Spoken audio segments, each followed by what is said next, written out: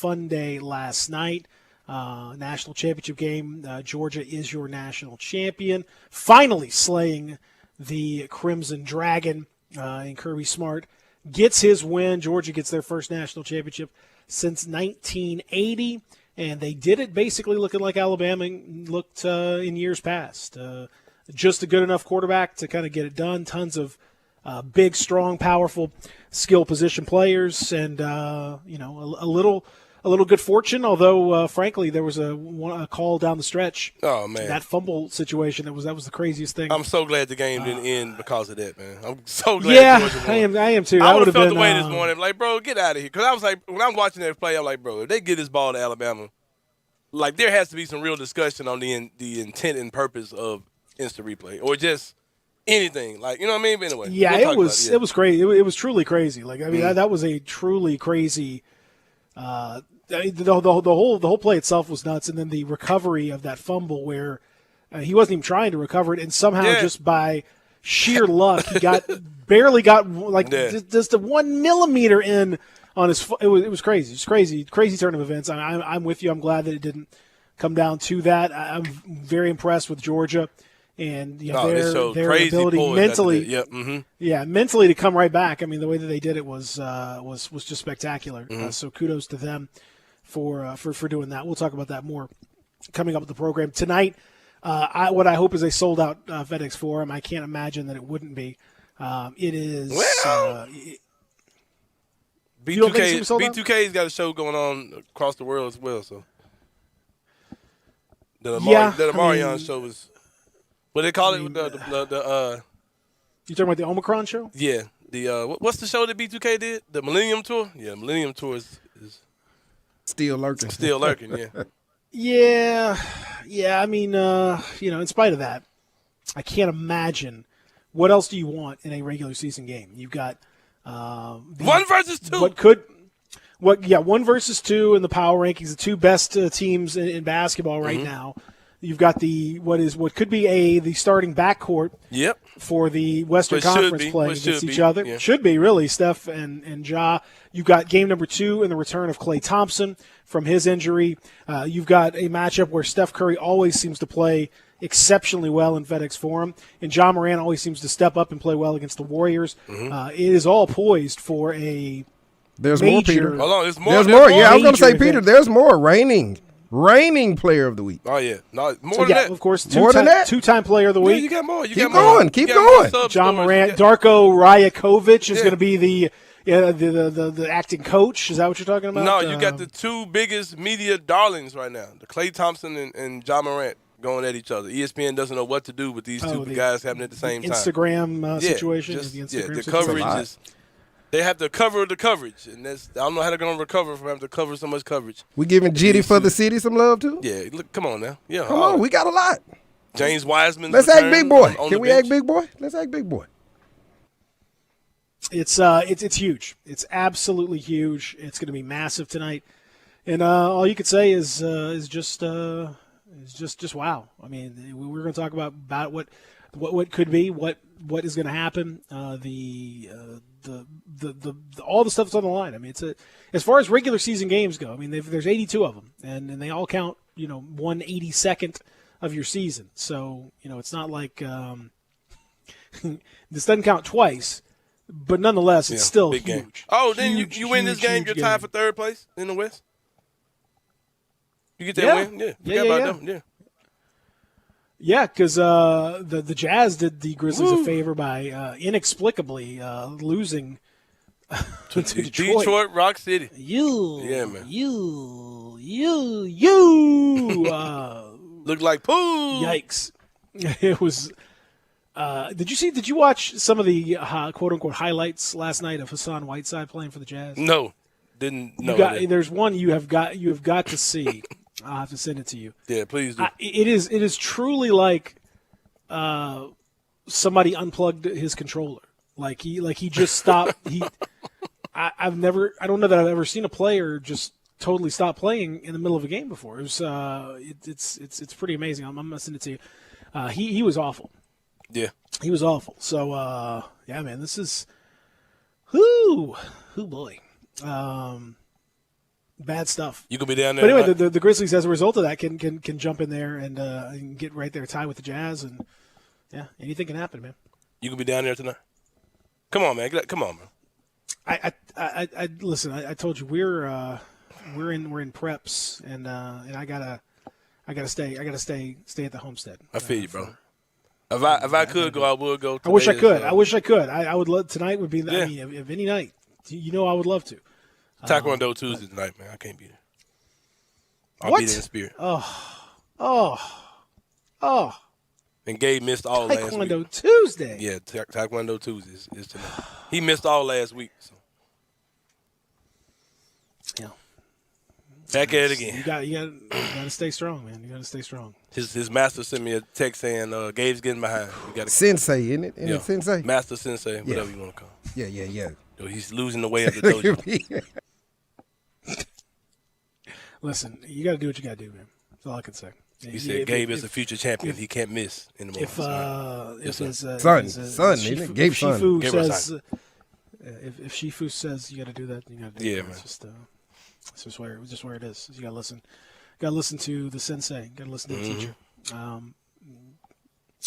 The governor, if you will. The governor. He ain't my master. So I was going to ask, does he call you Saint Son? Are you Saint Son or Anthony Son? Hey, Derry, you weren't here then, man. But that was the funniest Peter Emerson. One of the funniest Peter Emerson moments when he was talking about how he doesn't call coaches coach anybody. He's like, he ain't my coach. Oh, he was dead serious. He was like, hey, man, like, how dare you think I'm going to call somebody Coach Taylor Jenkins? Like, all right. He's Taylor. He's I just seen Parker Fleming go over to the dark side, man. He's out there calling, hey, Taylor. Like, all right. Yeah, see. Parker gets it. He's out here. He's out here doing video breakdowns. He's starting to get it. He's starting to get it. Man. I'm gonna tell you, get on my nerves for real. Drew Hill get on my nerves. That's my boy, but he get on my nerves, man. Out here trying to create rivalries, man. Stay in your lane, dude. Don't be trying to do me, man. Trying to create rivalries out there. The Warriors and the Grizzlies, man. The Warriors don't care nothing about us like that. Oh man, that's funny. Drew Hill, stay in your lane, fam. The Warriors and the Grizzlies. I'll let you know when the phone starts. Man, get your fake ass Pete Emerson asshole somewhere, man. Say fake Pete Emerson? No, fake. Fake Chris Harrison asshole somewhere. Yeah, exactly right. Thank you. Yeah, see that. Thank you. Listen, I don't need that. Drew, my guy, man. Stay in your lane, man. I like Drew. Yeah. Trying to create a rivalry. And there's no rivalry creating dude out here, man. What's up with this? Come on, man. I would love for there to be a little edge to the matchup, a little rivalry, something like that. That'd be fun. I'd love to see it. Now, what it is to me is kind of like you remember when the Warriors were first coming up, right? When they were like, "Damn, this Warriors team is scary. This Splash Brothers thing is real." You know what I mean? Like when they were first coming up, when they used to kind of ride the Spurs' coattail. They were kind of like nipping at the Spurs' heels in the West, and the Spurs were like the smart front office, making good decisions, good drafts, all those type of things. And then the Warriors kind of came in and they got next behind the Spurs. It's kind of that kind of situation. We're the little bro kind of. Like we're walking in the Warriors' blaze trail kind of, so to speak. But they don't give a crap about us. Like they ain't at it. Oh, yeah, man, we can't stand those Grizzlies. Like, no, man, they got their own rivalries, man. No, that is not. No, that's not something. How dare you, Drew Hill? With at all, in the slightest. Man, call Drew Hill right now, man. No, I'm playing. He might be guest hosting or something. I don't know what he's doing. He's the best reporter that shares a name with a late R&B group. R&B group. I mean, 100%. Mm-hmm. I was about to say Joe. My boy Joe DC. I'm Joe DC. Joe DC.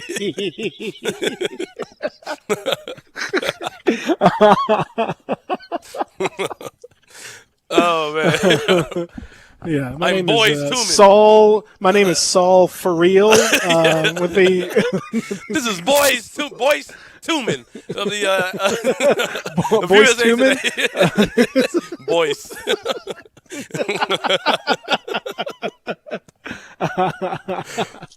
Oh man, Drew's my guy though, man. Drew's really fit in to become a real Memphian, man. I think he really likes the city. He really has. It's, man, it's lovely to see. If you want to join us, you can on the AutoZone listener line. Get in the zone. AutoZone. Get in there and join us. 360-8255, 901-360-8255. If you want to join us, would love to hear from you throughout all the show. You can text, you can call, you can hit us up on the chats, you can do everything. We're here with you. We're social media. It's all there. It's all there for you. So just enjoy it. Check it out. It is truly our pleasure to speak with you and interact with you and all this stuff. National championship game. So yeah, I got to tell you too. We're going to talk to our buddy CJ Hurt coming up in our next segment. Okay. We'll talk to him about the national championship game among other stuff. And Steven Johnson's going to join us as well. Tigers in action tomorrow night down in Orlando against UCF. Coming off of I don't know how many I think this is the second or third time this year they've turned the corner. So I don't know. You keep turning the corner. Keep turning the corner, man. You're going to get there. You end up back where you started. If you keep turning, say one corner, so then another corner, and then another. So 3 corners turned means you're back to where you started. So don't turn the corner too many times. Pull over. I'm about to get motion sickness. Yeah. We're making too many turns out of it. So let's hope that after they've turned this final corner, maybe they're just gonna. Only thing worse would be multiple wake up calls. That's true. You hit snooze a couple times sometimes, though. You got to do that. Yeah, those wake up calls can get bad too, man. That's exactly right.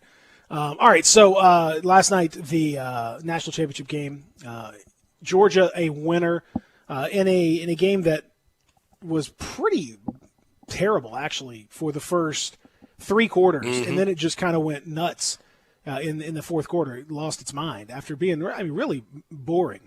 I nodded off a little bit in the second quarter. I was just like, just kind of, yeah, they're still playing. It's 9-6 at the half. We had to watch some weird Katy Perry video. I don't know what we're doing there. Why is Katy Perry is she still a thing? Do people care about Katy Perry? She represents the South. She is. She's huge. She has a residency right now in Las Vegas, so that was probably the promotion. She's a Southern girl. Yeah, she's huge still right now.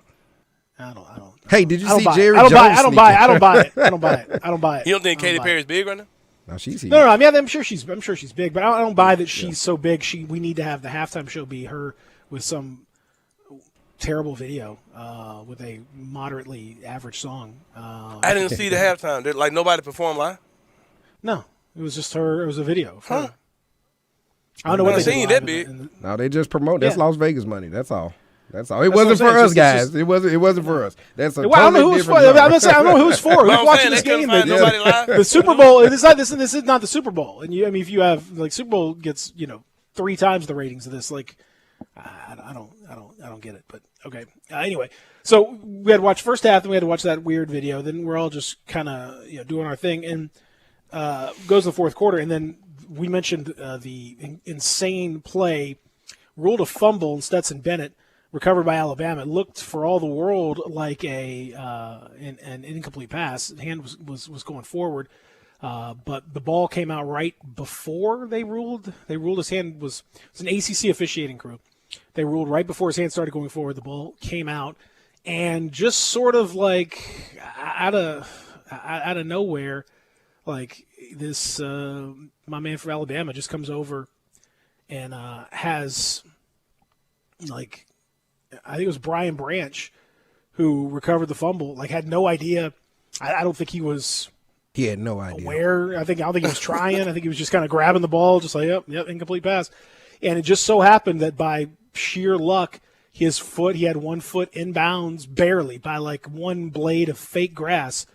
He had his 1 foot in bounds when he grabbed the ball, so it was technically a legal recovery of what was apparently a fumble. And so Alabama gets the ball. They score a touchdown to retake the lead, and all of a sudden, everyone is freaking out. Fans start throwing stuff on the field, and to his credit, man, Stetson Bennett, who is who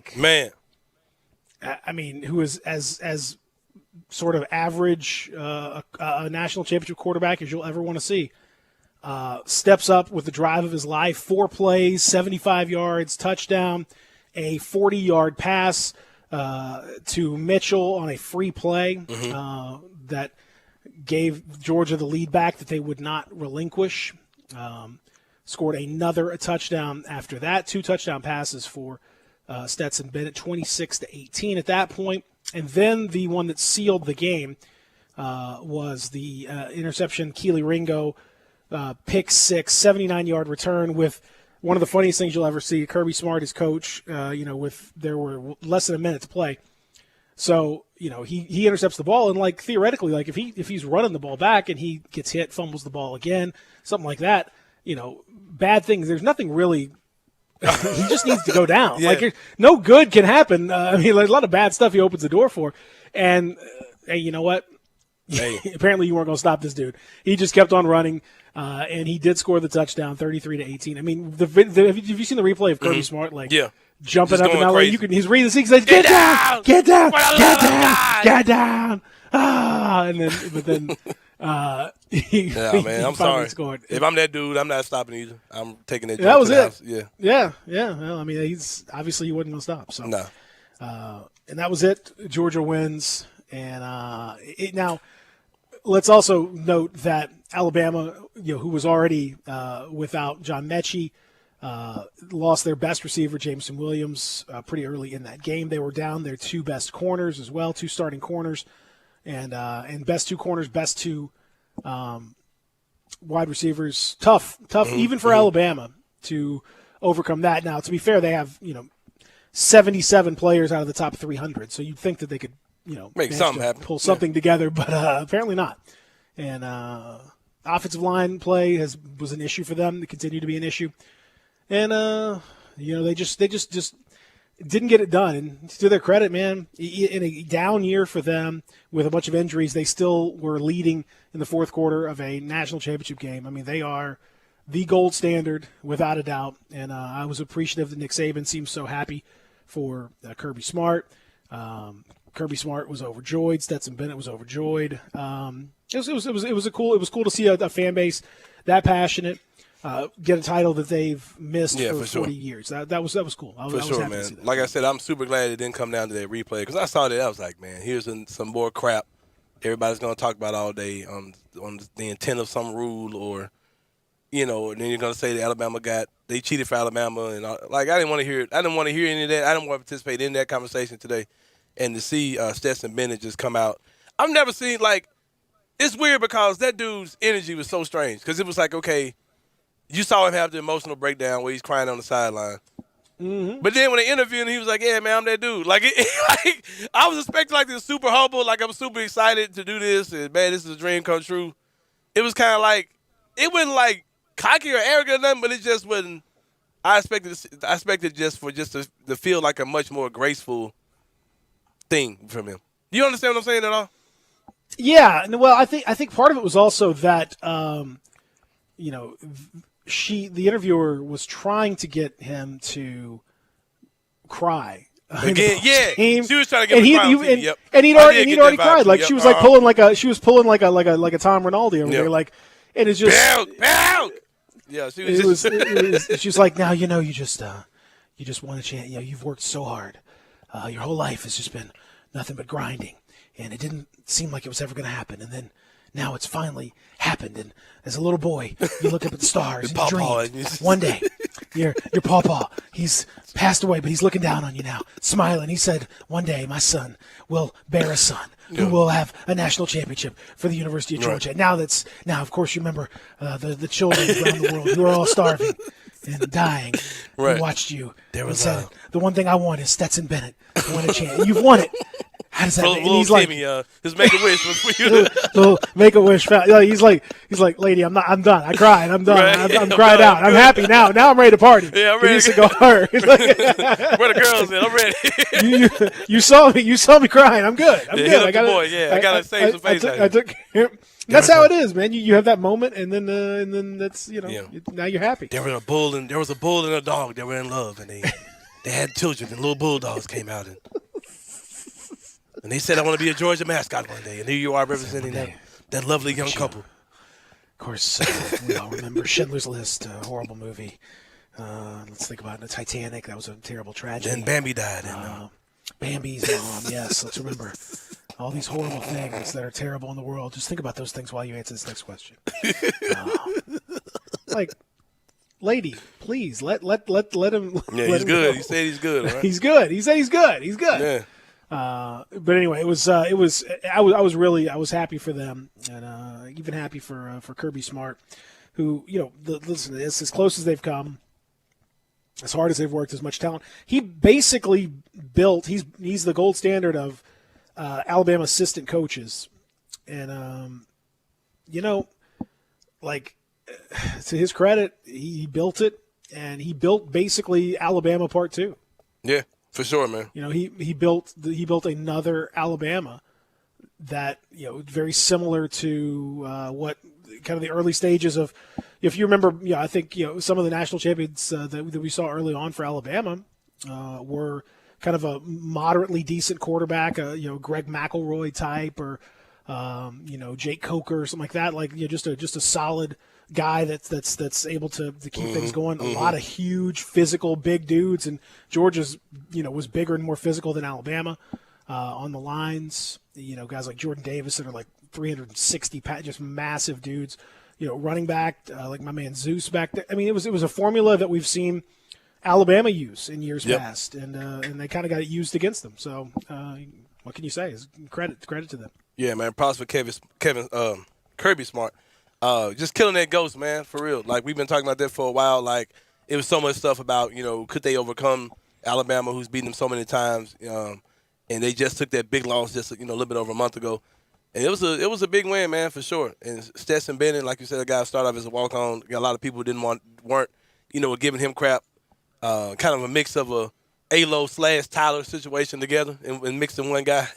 And he overcame, man. And I ain't gonna lie, man, after last night, I got a little emotional. I wasn't shedding any tears or anything, but I started thinking, what if Tyler Harris is our Stetson Bennett, the guy who had to leave and come back and lead this Memphis team to a American Athletic Conference second-round loss? No, seriously, no. But what if he is that dude, though? What if because right now everybody's hurt. Alo's out. My boy Mike got a concussion. Tyler's probably starting in this game, man, point guard. You know what I mean? So how do we know? If he drops 35. You know what I mean? That's how you'll know. It could be one of them seasons, bro, where like Tyler Harris this whole time, the guy we've all like, nah, not Tyler. Tyler, why did he come back? All that type of stuff. It could be that kind of story for Memphis, man. Wasn't it some kind of fanfare when he came back, though? It wasn't begrudgingly, let's take him back. I think it was kind of like, hey. There were a lot of people that were like, why are we doing this again? Like, where is he going to play? Been there, done that. Yeah. Why are we getting another little bitty guard? Yeah. I was happy when he came back. Yeah, me too. Yeah, man. So, yeah. You get a Mr. Basketball on your team, they can only help. Who knows, man? Yeah, and he's slimy, He's slimy? Slimy. So congratulations to Georgia, a national championship, another one for the SEC. You knew that coming in. SEC East represented. Well done indeed. Also, shout out to Spook Murphy, the former Tiger coach, Billy Murphy, nicknamed Spook. First Memphis Tigers coach or player to be elected to the College Football Hall of Fame. Spook Murphy passed away in 2008. Was 87 years old, but what a Tiger legend, and what an awesome job he did, and a huge part of Tiger football history. And now to go in the College Football Hall of Fame, that's awesome, man. That's for sure, big stuff, man. Who'll be next? Probably. Let me think here. Larry Porter. Come on, man. No. Some of the funniest press conferences you ever want to see, Larry Porter. Man, they ain't do Larry right, man. Larry Porter. They kind of did Larry Porter. I mean, they kind of did him right. They may not have done him, but they did. No, man, they ain't have enough people. You know what I'm saying? He ain't have enough people that was prepping him, man, to get up there and say what he had to say. No, man. He was on that gumbo island all by himself. Yeah, man, they ain't do my boy right, man. No. Larry Porter was like a teacher in my school when I was at Wooddale High School. Yeah. As much as a teacher he was, whatever that was. Yeah, seems like about yeah. Okay, all right. Well, that's good. Maybe he's headed to the Hall of Fame next. Who knows? Doubtful. All right. When we come back, another Hall of Famer, C.J. Hurt, going to join us. We'll talk college football. We'll talk Grizzlies, Warriors, and much more with him. Real Sports Talk Sports 56 and 98.5. Brett Norsworthy and Gabe Kuhn drive you home with Sports Time on Sports 56. Brought to you by DeSoto Auto Sales. Weekday afternoons from 3 to 6 right here on Sports 56 and 98.5 FM. Get in the swing of things. Grab your friends, your clients, your employees, and go enjoy everything you love about Topgolf in a luxury suite while at Memphis' only Topgolf Swing Suite at Erling Jensen's Small Bites. Topgolf Swing Suite is an immersive social experience offering guests a luxury private lounge to enjoy Erling Jensen's extraordinary food and beverage service, all while playing a selection of games in a one-of-a-kind simulation day. Topgolf Swing Suites are great for workoutings, celebrations, or just getting together. It's fun for the whole family. It's fun for golfers and non-golfers alike. They have more than just golf. They have soccer, baseball, zombie dodgeball, football, and more. Located at 5069 Sanderlin, adjacent to the Doubletree East Memphis. Check us out at swingsuitememphis.com or call us at 901-58-SWING. Again, that's 901-58-SWING at Memphis' only Topgolf Swing Suite at Erling Jensen's Small Bites. Book your suite today. Brian Elder's Roofing Solutions. I'm Brian Elder, 867-0303. Hurricane season is upon us. Is your roof ready? Are your shingles laying down and sealed properly? Call me right now, 867-0303. They say you get what you pay for. That's why my opinion is free. Maybe you've got years of life left in your roof. If so, I'll tell you that. But if I find storm damage or a compromised roof system, I'll lay out some options for you. Don't let them tell you it needs to be replaced if it only needs a repair. Call me, 867-0303. Has your insurance company already seen it and rejected your claim? Maybe they're correct. Most of the time, they're not. They do tend to become more reasonable once I get involved, though. 867-0303. I'll measure your roof from outer space or BrianElderRoofing.com. Call 867-0303. Brian Elder's Roofing Solutions. Welcome back to the quickest podcast ever, brought to you by Kohl's. Today's topic, exercise. You know, the right gear makes all the difference. Sure does, which is why I went to Kohl's and got an Adidas hoodie for my husband and some Under Armour gear for myself. Is shopping your cardio? More like my motivation. I also picked up some Nike sneakers for my son. Oh, family workouts. That's the goal. Select styles. Coupons do not apply. Some exclusions apply. See store or Kohls.com for details. Do you know one of the best things you can do for your employees or family's health? Provide Arctic Clear bottled water. Arctic Clear bottled water is your locally owned and operated bottled water provider. Arctic Clear is 100% natural spring water with free delivery and setup, dependable service, and no long-term contracts. What an easy choice. Call Jeff Manus today, 901-382-2363, or visit arctic-clear.com. Arctic Clear bottled water. Call now, 382-2363. That's 382-2363. Now, back to Sports 56 Grind Time. Here once again are Peter Edmiston and Anthony Sane.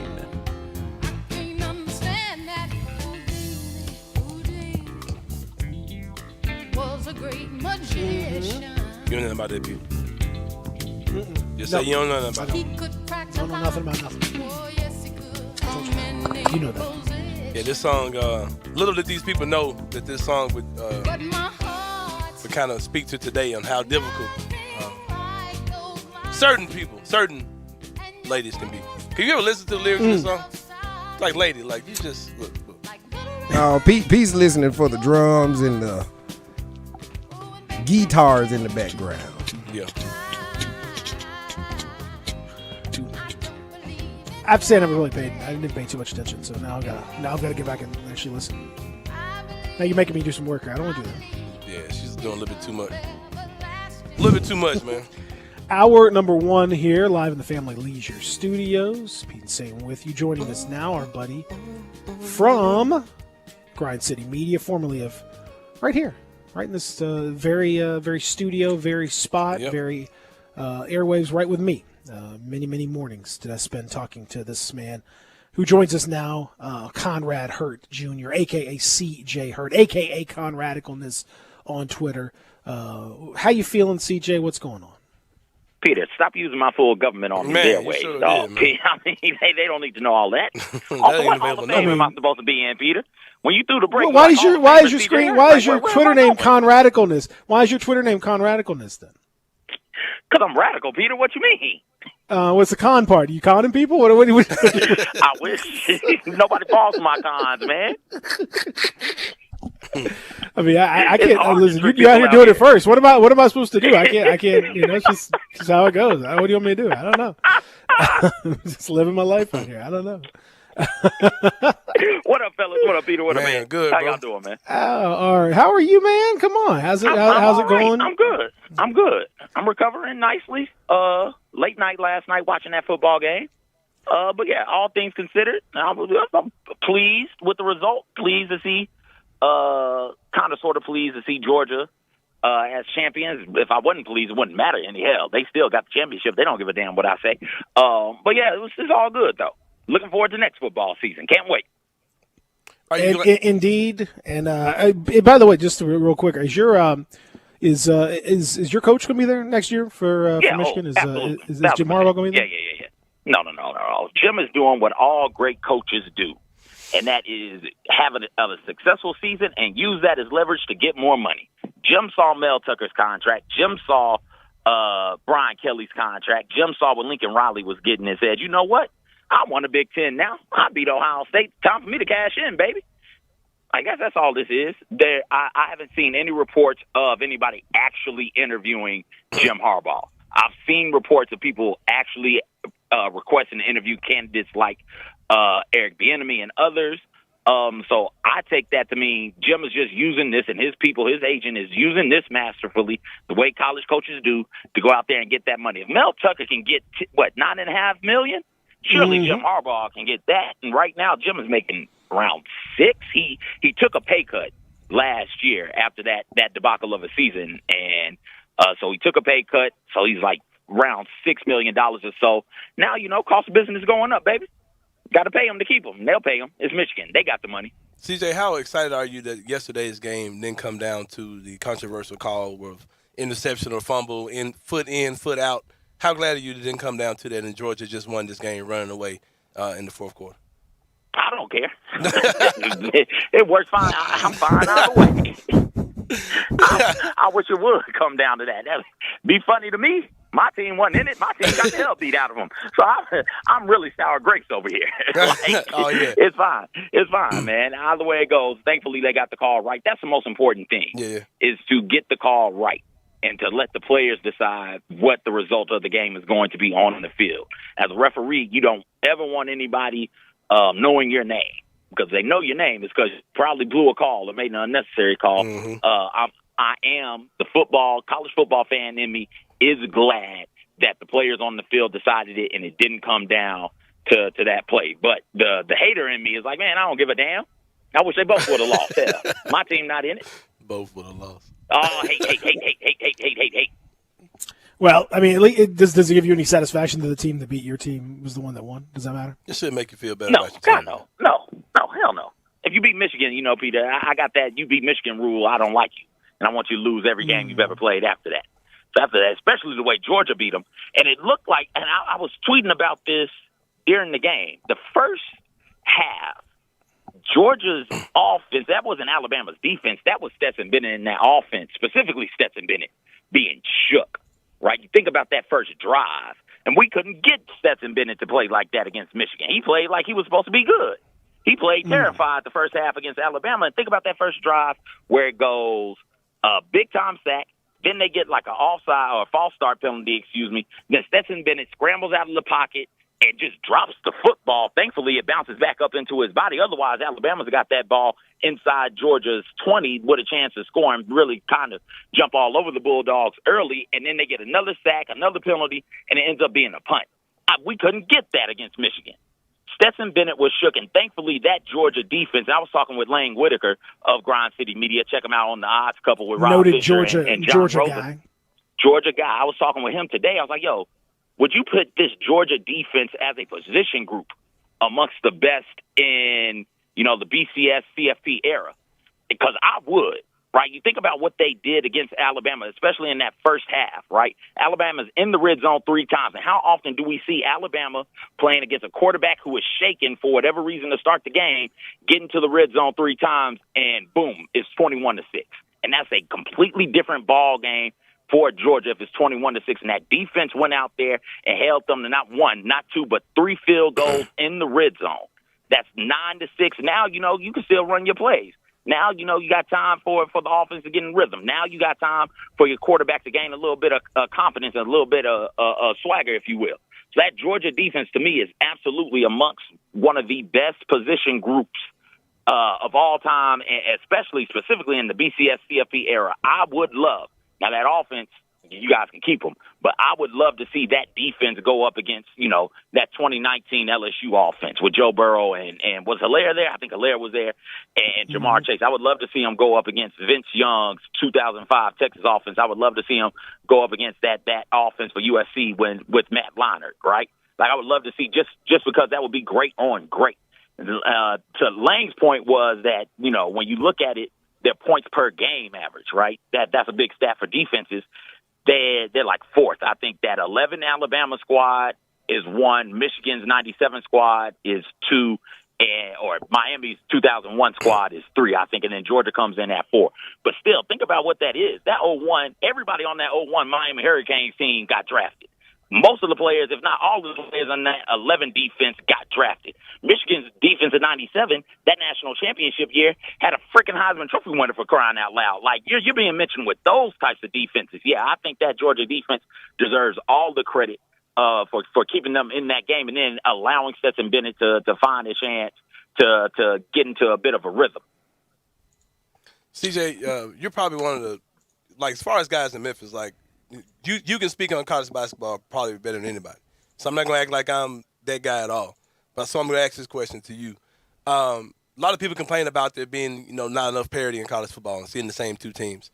Seems like to me an easy solution would be expanding the playoff because you would give more teams a chance and you have more schools that the top players actually want to go to because they feel like they can actually win the championship. Is it really that cut and dry? Does it seem that simple to you? Or is it more complex as far as adding more parity to college football?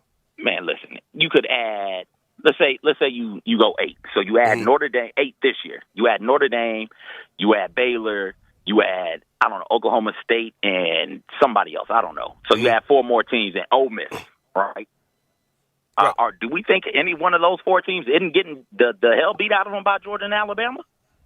So it's unfortunately for those people who don't like witnessing elite teams play elite level football or elite level basketball, whatever the sport may be, like, unfortunately, you're just not going to get that, right? I'm, as a fan, I want to see the best possible product on the field. If it happens to be Alabama every single damn year in football, so be it. If it happens to be South Carolina or UConn in women's basketball, so be it. If it happens to be Golden State Warriors with Kevin Durant and Steph Curry and Klay Thompson and Draymond Green and Andre Iguodala, I don't give a damn.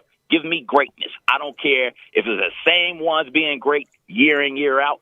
I want to see greatness. And I think the numbers will show, like the TV ratings will show. Like, we all only care about greatness because we tune in to see greatness, to experience greatness, to see the greatness happen live, and or we tune in to watch the greatness fall, watch somebody take down the proverbial Goliath. Right, so I don't get that complaint.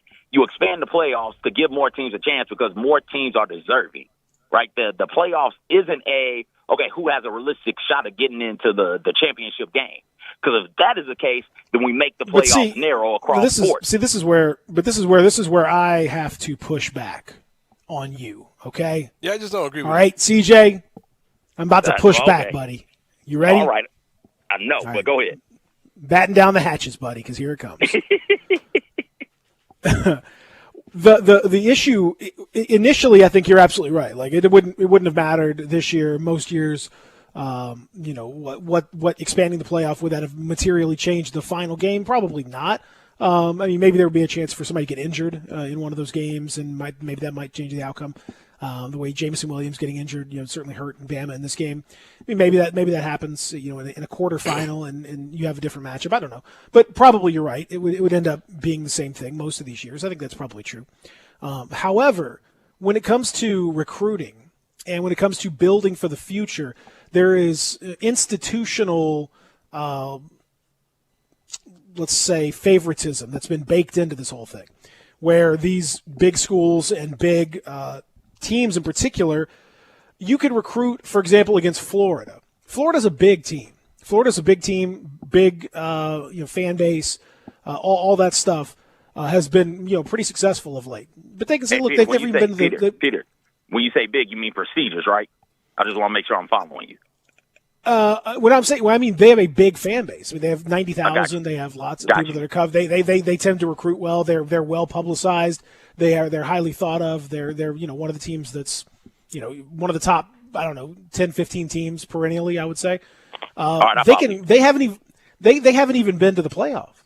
Like, and that seems silly to me. Like as a fan, and so you can recruit against them and say these dudes hadn't even been to the playoff. Like, why are you going to that? Why are you going to that squad? Why are you going to them? They've never even done that before. Same thing with a lot of really big-time schools that are out there that have never even so much as set foot in the playoff for varying reasons because it's so small. That then tends to emphasize these other teams to say, okay, all right, well then now you have these built-in advantages that teams can continue to use. If you have, like, how much good is it going to do for Cincinnati to be able to say, hey, we made the playoff? Like, that's a huge boost for your recruiting, for your profile to say, look, we can do it. Here, we showed you we can do this. That matters. So if you expand it to 8, you expand it to 12, all of a sudden 5-10 years down the line, you're going to have a lot better field to work with, in my opinion, because you're going to open things up and people are going to be able to say, okay, these teams, you might be able to win something at Team X. Whereas right now, if you want to win a national championship, there's probably only 7-8 schools that you really would ever want to attend. There's nobody else that's really got a chance. Okay, so I get what you're saying, because in your scenario, instead of all of the talent going to Georgia or Alabama, I guess you can throw Clemson in there, Ohio State, LSU, Oklahoma, right? The talent would be, because everybody can say, well, not everybody, more teams can say, hey, we've been to the playoffs and we had some type of success in the playoffs. You think the talent would leave. I'll push back on you, Peter. That's always been college football, though, right? Realistically, in any given year, how many years can you say, hey, more than 9 or 10 teams have a legit shot to win a championship? It doesn't matter the decade. You can go from the 50s all the way to now, where if you're not Ohio State, if you're not Michigan, Penn State, Alabama, Georgia, Auburn, LSU, Clemson, Florida State, Miami, Florida, Texas, Oklahoma, USC, Notre Dame, like what real chance do any of those schools have? You know what I'm saying? Any of the other schools have. That's always been college football. Now, if we're trying to, in your scenario, make it to where we expand the playoffs thinking that the talent is going to go to more schools instead of honing in on 3 or 4, well, those schools, the Blue Bloods, the USCs of the world, the Texas of the world, the Miamis, the Floridas, the Alabamas, the LSUs, they'll just find something else to bring those recruits in, right? Be it being able to give more money in the NIL deal, or be it saying, hey, traditionally we are powers. Look at what we've done, not just in the success we've had winning and losing, but look how many professionals we have playing at the next level, or what have you. Look at these facilities. We got a waterfall sitting in here in our weight room. You can work out and look at the waterfall down if you want to. You can go to the locker room and kick it and watch TV on one of your personal 45-inch smart TVs if you want to. Everybody's getting a PS5. You get a PS5. You get a PS5. You get a PS5, right? Like there will always be something in college football that gives those schools the advantage on getting your 5-star or your top recruits. I don't think expanding the playoffs will help disperse the talent, nationally speaking. Well, we'll see. I think it's worth like a shot. Utah, even if Utah got in, right? Utah gets into the playoffs this year because we got 8 teams, and then Nick Saban comes into your room and says, hey, I want you to play for me, and you got Nick Saban or Utah options. Which one are you going to choose? You're going to choose Nick Saban and Alabama because they put more into their football program, and they care more about it than Utah would, even though Utah is great. right? Utah is a phenomenal program, but Alabama has a different sort of commitment from their boosters, and the money is going in there in a different sort of way when you compare it to other schools of its size in the FBS. Yeah, I mean, I think it's a long-term thing. Is my biggest thing is I think it's a long-term situation. This will be a growth over a number of seasons. But like I said, we'll see. In the meantime, tonight, can't wait. I know you're going to be having lots of fun down there at FedEx Forum. We're going to talk about it later on in the show. Who wins tonight? Grizzlies, Warriors. You win. Anthony wins. I win. Thank you. The people win. You got two of the best teams in the NBA playing against one another. Klay Thompson is back. The Grizzlies have won 9 straight. Are you kidding me? How can a fan lose? This is what you want to see. This is a potential. Hold on, Peter. Anthony batting down the hatches. This is a potential Western Conference Finals matchup. Come on, right you here, see baby. It? You see it? I said it yesterday. That's you can't. Let's go. Can't go wrong with that. Can't go wrong with that. It's you're exactly right. I can't wait to see it. CJ, thanks, man. We'll talk next week.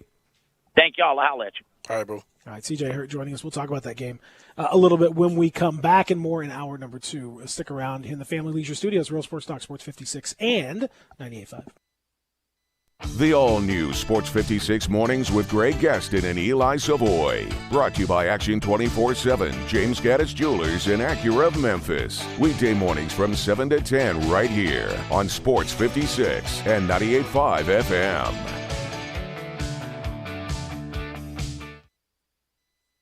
Tire pressure light on? Tread low? Car sliding when you stop? It's time to go down to Milton on the Spot. Serving you at 3 locations: 1684 Getwell Road, 2127 Ellis Presley, and 3691 North Watkins. Memphis' largest supply of new and used tires, all under warranty. Yes, that's warranty on used tires too. Ask about the tire rotation and balance specials. Milton on the Spot on Getwell Road, Elvis Presley, or North Watkins. Here to take care of your every tire need. Milton on the Spot. Did you know that over 90% of male enhancement pills are virtually the same thing that's repackaged, redone over and over again? Why settle for the same old product when you can get something completely different? Something that takes male enhancement into the 21st century. Something that really works. Men, you need to try Noxitrol, the explosive, all-natural male enhancement formula that will unlock your performance in the bedroom to a level you could only dream of. Try to imagine that little blue pill on steroids. Noxitrol is so powerful. That's why it took years for it to finally become available to the public without a prescription. So call now and take advantage of our special Noxitrol free bottle offer today. Oh yeah, we recommend that you use the Noxitrol dose as directed. Think of your partner. We certainly don't want you to overperform in the bedroom. Call now and find out how to get a free bottle of Noxitrol while supplies last. Call 1-800-231-8913. That's 800-231-8913. Free bottle for limited time. Call now. 800-231-8913. 800-231-8913. Case IH is a proud supporter of the Mississippi Farm Bureau, and thanks to a membership benefits partnership, Mississippi Farm Bureau members receive a discount of up to $500 on every qualifying Case IH tractor and piece of equipment you purchase. This discount may be used with other promotions, rebates, or offers. So join Mid-South Ag Equipment and the Mississippi Farm Bureau and pocket up to $500 in savings. Call Mid-South Ag at 662-890-3141 to get your discount today. Now, back to Sports 56 Grind Time. Here once again are Peter Edmiston and Anthony Sane.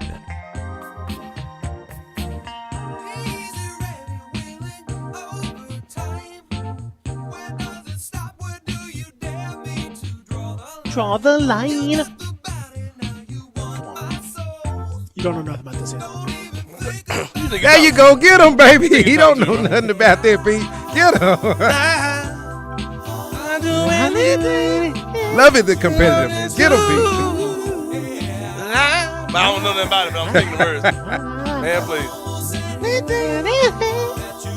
You want me to, Hey, but I can't go for that. No, I can't go for Hey, that. man, get on the same chord. Yeah, no, get on the same what I'm trying to say? Wavelength. Yeah, man, get your speed of the you know what I'm trying to say. Yeah. I know what you're saying. Yeah, we ain't on the same wavelength, man. Why you singing behind and carrying on? Don't do me, bro. He backing you up. I'm futuristic over here, man. I'm saying futuristic over here. I'm He's hearing stuff you ain't even heard yet, bro. He's your JoJo to your KC. Catch up, man. Exactly. It's not my fault. Hey, I'm just letting you know, bro. Hey, I'm letting you know. So I got the name of y'all album, The Ballads of Sane and Peter. It's exciting. I can't wait. All of y'all songs Good seemingly stuff. are ballads. Man, I ain't ready. Yeah, I mean, we enjoy a good ballad. There's no question about that. All right, welcome back tonight. As we mentioned, I really hope it's a sold-out FedEx Forum for the Grizzlies and the Warriors, top two teams in the NBA according to the power rankings. The hottest team in the NBA, the Memphis Grizzlies, against one of the hottest teams in the NBA, in the Warriors. The returning now, Klay Thompson jumping in the mix. What a huge matchup. I'm trying to remember the last biggest regular season game that's been this big. It's been a long time. Yeah, for sure. Here in Memphis, yeah, it has been. Maybe like a Portland game a couple years ago, maybe, or maybe last year some Portland game seemed like it was a big deal. I don't think it's. But not like we're sitting in the top of the West though. No, it's been a minute since you've seen one of them. I don't think we've seen anything like this. Maybe the same Golden State team. Remember that game where the Iguodala game? He was mocking the ref when Mike Conley did the layup or whatever. Maybe that game. We blasted them folks that game too. It's going to be, I hope, a playoff atmosphere down at FedEx Forum, and I do wonder, like how will the team respond to being America's sweethearts right now? That's my question, because they're really unaccustomed to having this level of scrutiny and interest and all that stuff. I mean, so far so good. But that can definitely change the way that the teams approach things. Grizzlies always seem to struggle a little bit coming back from the West Coast. In their first game back at home, always seem to they don't shoot the ball as well for whatever reason. So I would definitely keep an eye on that. Golden State tends to play well here, and they seem very comfortable here, and they're always doing stuff. And last night they were out at East to watch, which is very cool. To watch James Wiseman. Have his jersey retired. A bunch of the Warriors, Steph Curry, and all those guys are over there.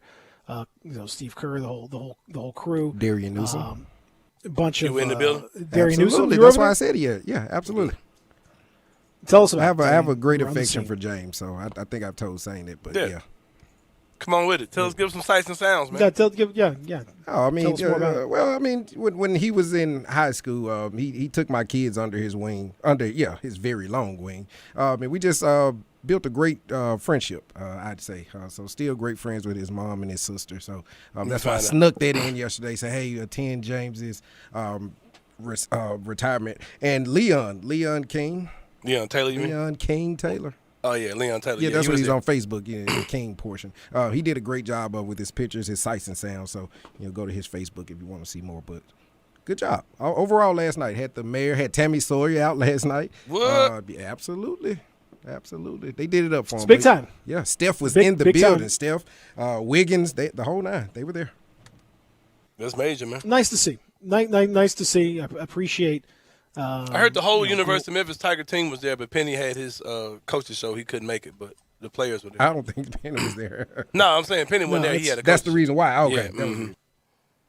Yeah, but the guys, all the guys were there pretty much. Yes, sir. Tigers were in the building. Nice to see. That's what I'm saying. It's nice to see them support their.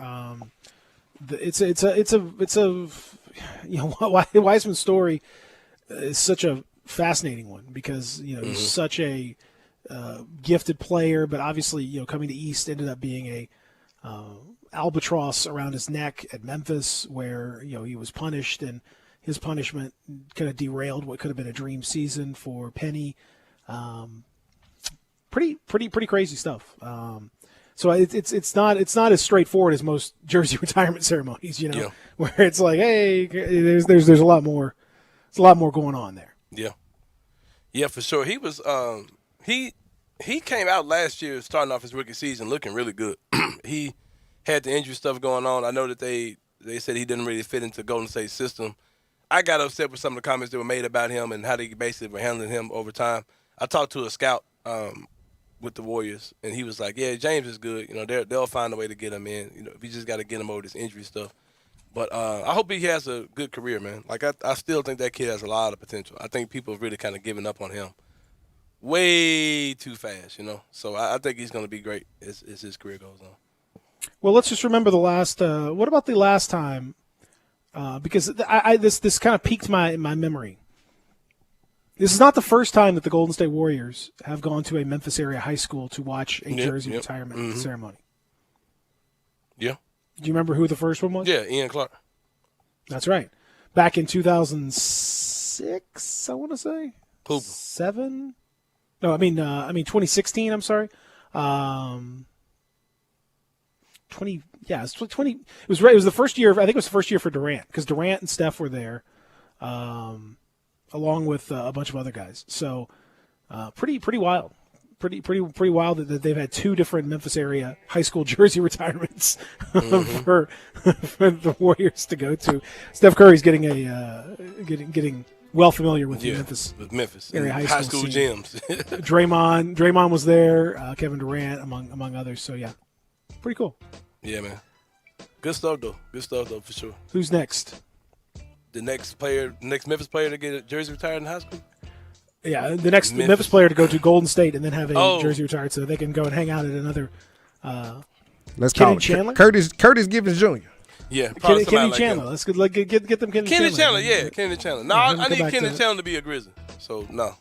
He'll be drafted way too high for that gentleman. Yeah, I don't think he's going to go to Golden State. He can be a Grizzly. He can get the Lakers Grizzly pick. Could be him. 13. You think he'll still be around? Yeah, there's people saying he'll go like 20. Yeah, I'd love to have Kennedy here. I would too. Man, who? I can't whistle. But yeah. Or like you said, Curtis Givens' son might be the next one too. I can see that. Yeah. Anyway. Speaking of the University of Memphis Tigers, hour number 2, we're going to talk to Steve Johnson coming up about the University of Memphis Tigers and where things stand for this Tiger squad in action tomorrow night in Orlando. We'll do that next. Stick around.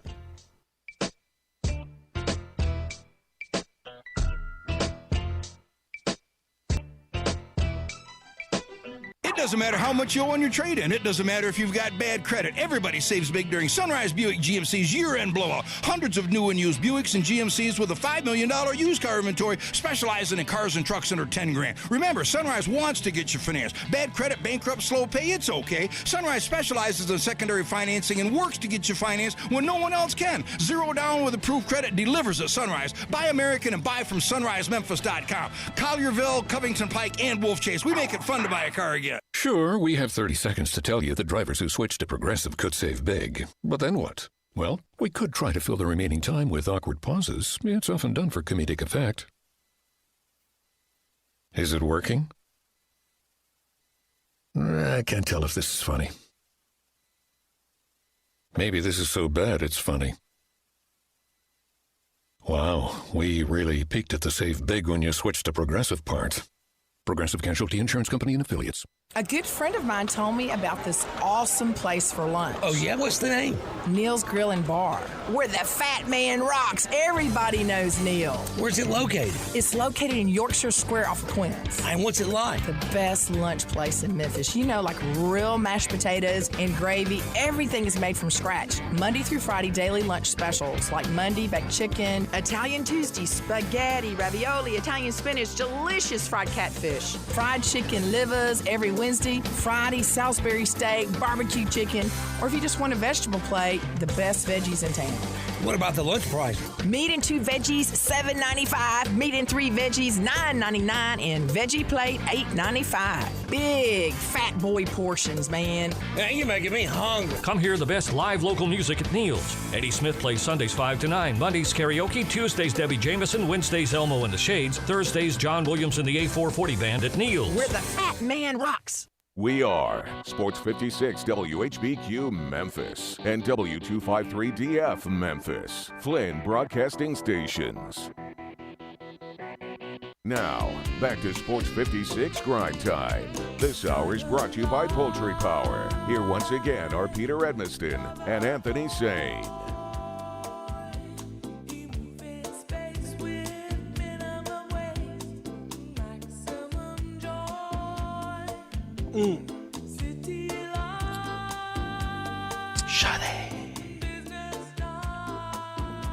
Hour number 2 presented by Poultry Power is here, ladies and gentlemen. There Welcome to the program. My name is Peter Evanston, joined by Anthony Sane. Oh, man. Darian Newsom spinning those soft rock hits. There he is. Soft Rock Tuesday on the program.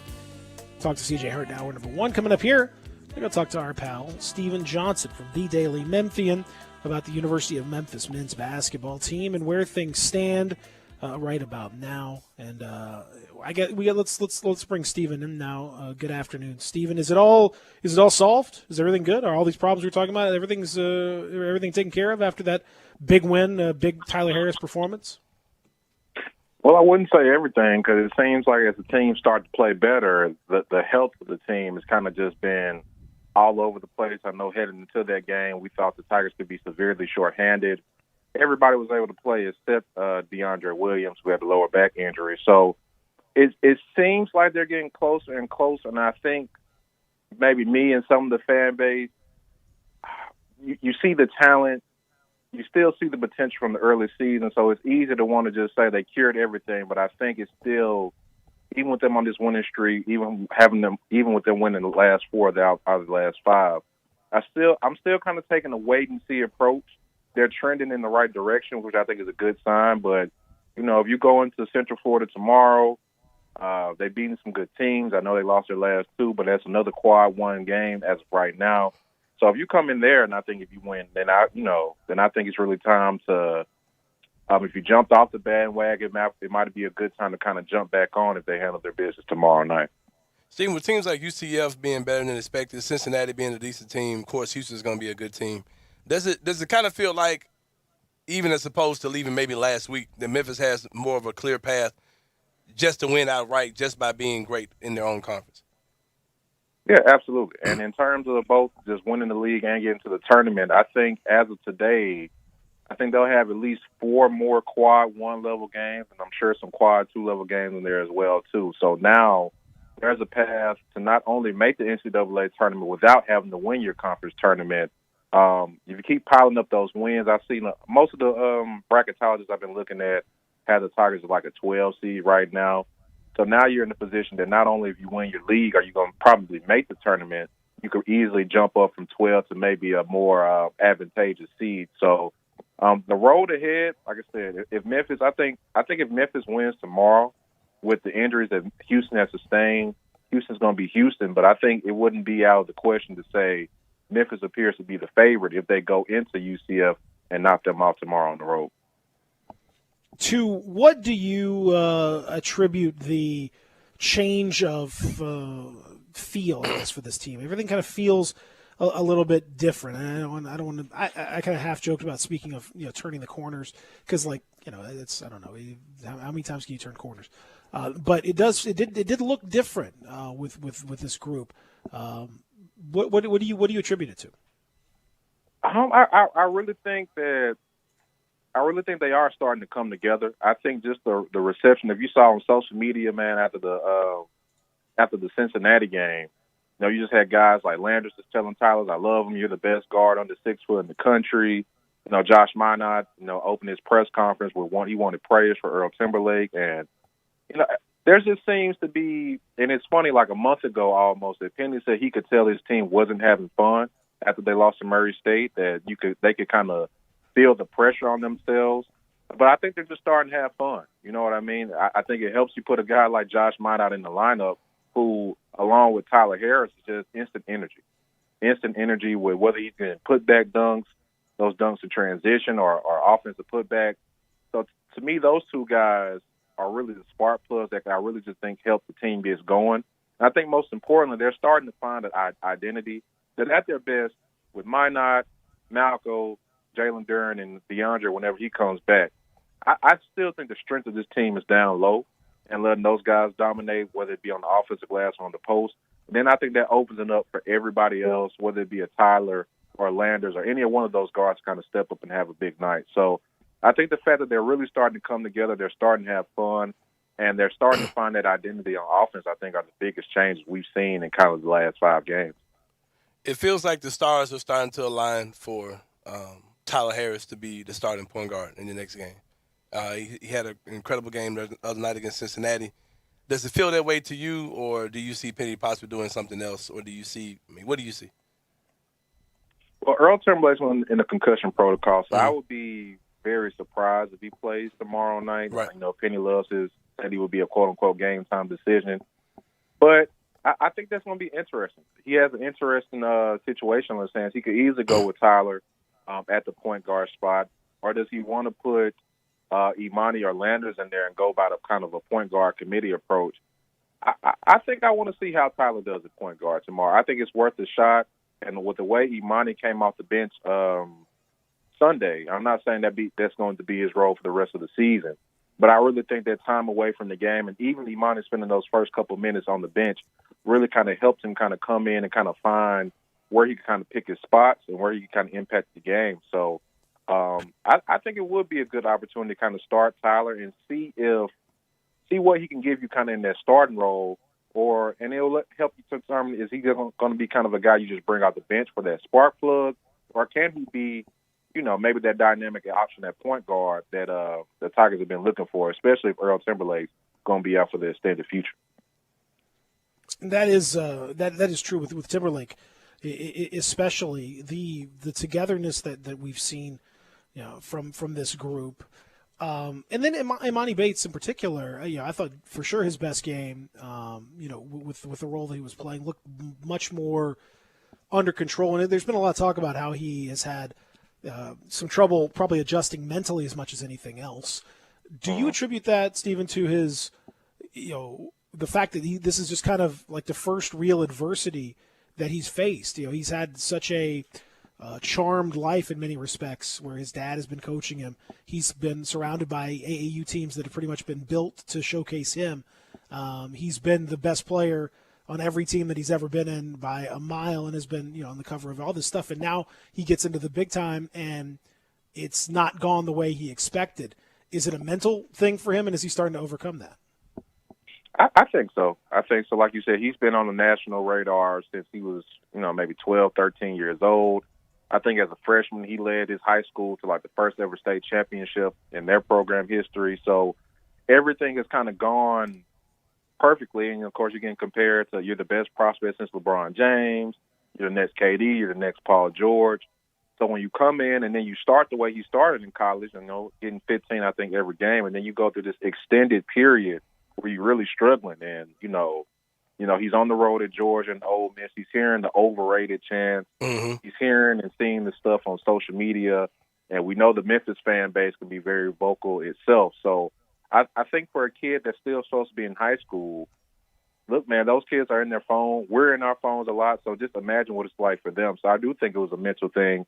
And I think the time away from the game, he kind of said the time away from the game, just watching practice, watching his teammates, start to put together some wins, I think really just helped him mentally. And the fact that he came out and performed the way he did on national television in the big game, and they needed Imani with the way Earl went out, and they weren't really able to play Malco late because of how Cincinnati was attacking them. So they needed him, and I agree. I thought that was his best game. He shot better than 50% for the first time since the St. Louis game. Only one turnover, which was a season low. Stuff the stat sheet. So I think all in all, it's an encouraging performance. And if you can get him to have another performance like that tomorrow night, then I think, like I said, it's really will be a really good time to maybe jump back on the bandwagon, because they can win games without him. They can make the tournament without him. But I think he unlocks their ceiling to be what we thought it could be in the preseason. We're, of course, talking to Stephen Johnson, the Daily Memphian, who covers the Memphis Tigers. Stephen, we got a text question on the AutoZone text line, 901-360-8255. AutoZone listener line. Texter says, how is UCF a quad 1 game, but Cincinnati is a quad 2? Well, because they play Cincinnati at home. Mm-hmm. So Cincinnati, you got to be a top 30 opponent. You have to be a top 30 opponent for. Yeah, let me start over. If Cincinnati was a top 30 opponent, Sunday's game would have been a quad 1 game.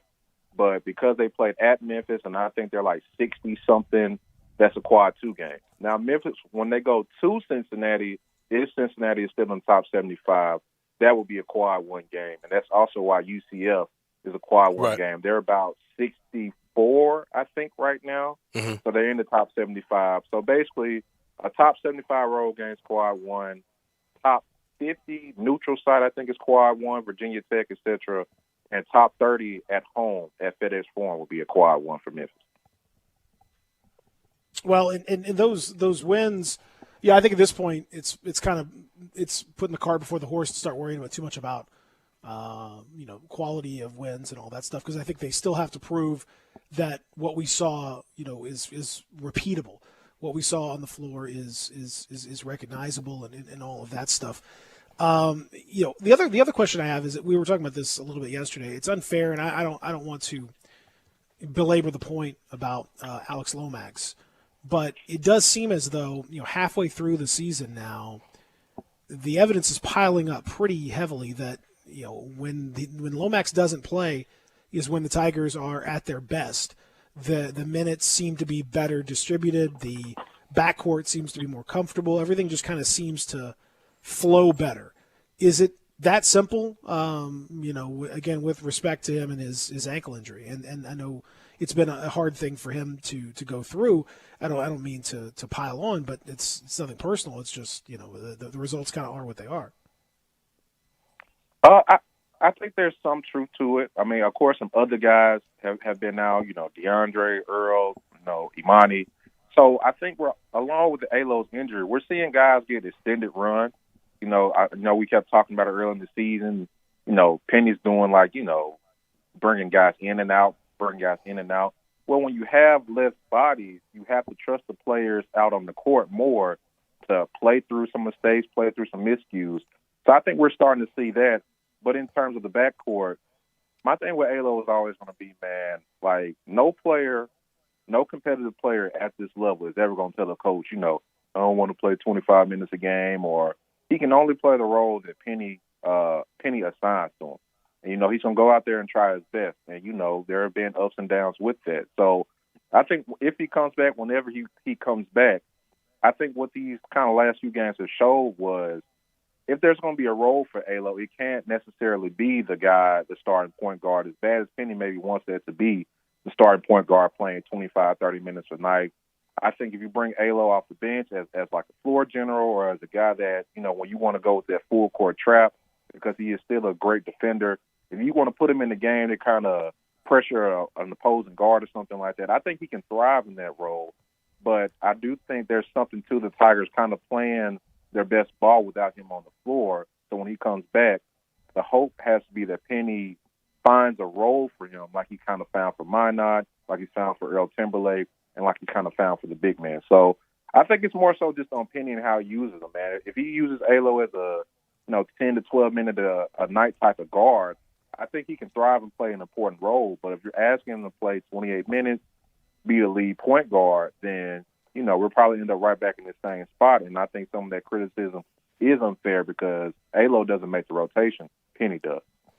We were talking yesterday, Stephen, about you saw Josh Minot last game had a big alley-oop play, really showing his athleticism. He's kind of finding his groove. He's getting minutes. If he can get going, if you can get keep Duran going, you can get Imani Bates going. This is still the team that was the same team as advertised. If those three young players can get going all at the same time, it feels like the same team that we were celebrating during Memphis Madness. Do you think if those three guys can get going, that Memphis can still achieve some of the same goals they had of making a deep tournament run, et cetera? Yeah, absolutely. And I think right now, I don't think this is really much of a hot take. Josh Minot is probably a lottery talent. I haven't dove deep into the draft and looked at some of the other prospects. But when you look at him, he's probably closer to 6'10" and 6'8". His athleticism, high IQ type of guy. There's just so much potential. I think it's going to be tough for him to come back another year, especially with him kind of having a bigger role. But to answer your question, yes, when you have three potential lottery guys all playing up to their level, I know Jalen was a little rusty, but we saw what he did against Wichita State. If all those three guys are on, and it seems like those veterans have kind of settled down, and there's a lot more friendship, togetherness. So I think if the veterans and those three guys are clicking, man, the sky is still the limit for Memphis. It is still a team that has plenty of talent to make it to the Sweet 16 and beyond. And it looks like they're getting closer. I don't think they're there yet. But absolutely, if you have those type of talents gelling and you know what you're going to get most nights from a DeAndre, a Landers, and they've gotten 2 good games from Lester the past 2 games. So like I said, man, if you can get those guys on point, which it looks like the Tigers are starting to do, then everything is still achievable right in front of them, which is winning the conference, potentially making the second weekend of the tournament. You got to take it one game at a time, but I think the Tigers are getting closer to kind of realizing some of their potential. Do you see, in discussing things with Penny, the mental issues or whatever the issue was with Minot that was keeping him out of the lineup initially, has that been fully squared away? Was that strictly just a mental thing with Penny? Because, I mean, the more he plays and the more, the stuff that you're talking about, including, like, passing, like the guy, he's had a couple of, like, really high-level passes in his time, like stuff, passing out of double teams, finding like good vision. I still am just baffled as to why he didn't play more to begin the season. Do we have any more information on what that was? I think more or less it was just kind of about, well, Penny said he wanted to lean on the veterans as we went through that saga, and I think he said it best himself that he cheated Josh out of minutes early. And I think that's the biggest thing, because even now there are still some defensive rotations that maybe Josh might miss, or maybe a defensive assignment, some freshman mistakes. So you're still seeing him make those. He doesn't make a bunch of them. But to me, I just think what happened was guys started getting hurt. They had to kind of give him a bigger role, and he's produced every time he's been out there. I think at one point only one other freshman had scored more points than he had in the amount of minutes he had. So he's always been out there producing. I just think, the injuries, one of the bright side of them was opening the door for him to have a bigger role. So I think that was mainly, and I know Penny said him and Josh have gotten closer. He's been spending more time with Josh watching film. So I'm sure he's made strides in terms of cutting down some of those mental mistakes. But I honestly just think that was just on Penny and just not being completely sure of exactly what everybody's roles was kind of earlier in the season. Mm-hmm. I think he's gotten better in that area, and injuries have kind of helped him in terms of finding out, hey, maybe Earl should be the point guard. Hey, maybe we should be playing Josh 15, 20, 25 minutes a game. So I think it was more so on just Penny's preference and kind of trying to find a balance more so than anything mentally Josh was or wasn't doing, honestly. Were you at the East High School retirement of James Wiseman's jersey yesterday? Yes, sir. What, did you notice anything different than our in-house reporter, Darren Newsom, noticed earlier? Anything that kind of stood out to you at all? Probably I know Penny had his radio show, but I was curious to see if he was going to be able to kind of right down the street, right down Poplar, if he was going to be able to make it over. He didn't come, and I'm not trying to have anybody looking too deep into that. Yeah. But other than that, man, I would just say my East High's gym is little for a quote unquote big school. I know their enrollment is down, but I was like, man, it's been a couple years, but it's crazy to think of. That was one of the best dynasties we've seen in Tennessee, and it was in such a small gym when you compare to some of these other schools. But it was a packed house. Just about every Warrior came. Steph was there. Wiggins was there. I don't think I saw Clay there. And also, I think the team East has right now is pretty good. They might have maybe one or two future Tigers down the road. But other than that, man, it was a Memphis. It was a Memphis experience. They had DJ Mike T down there playing some Pooh Shiesty. Our girl Samari was down there, and she was. I told her, yeah, you got a full experience of a Memphis City School game. So I'm gonna take her to another one soon. How many Yukops did you hear last night? Man, probably about. I only stayed for like the first half. I heard about 4. Oh, okay, good. About 4. Good. It was a Memphis High School game. You heard that for sure. It is cool to see. I always like it when guys do that. We talked about they did it for Ian Clark just a few years ago. Oh, I thought you meant Yucca. I didn't know what you were talking about. Well, yeah, I'm sure there was plenty of Yuccas there too. Don't get that twisted either. Yeah. But it's nice. It's nice to see when the Warriors are kind of pushing for like their own guys. And I think that's cool. That's a cool deal to do things like that. All right, so down to Orlando, UCF. And a big matchup here. What's your final prediction, Stephen? What's the prediction for tomorrow? UCF losing these last two games, I think, makes them dangerous. I think it will be another close game, but assuming they don't have any more guys out, I'm assuming they might be without Earl and DeAndre tomorrow. I think the Tigers are going to win a close one, man. Maybe like a 76-69 type of game. I think the Tigers have more talent. UCF is one of the worst rebounding teams in the country, so I think even without Dre, the Tigers should have another game where Minot and Duran and Malco are kind of able to dominate the glass as well too. So I think the Tigers will get out of Florida with a close win. I think for them it's just about not letting any of those guards get off. They gave up a bunch of three-pointers against the Bearcats. UCF is a much better three-point shooting team. So I think if they can kind of control the paint on offense and just show more focus on defense defending those threes, I think they'll be able to get out of Orlando with a close win. There you go. He's Steven Johnson. Follow him on Twitter. Read his stuff, Daily Memphian. He's doing terrific stuff. We appreciate it, man, and we'll talk next week. I'm about to jump on this PS5. Appreciate y'all. All right, bro. What you going? What are you playing?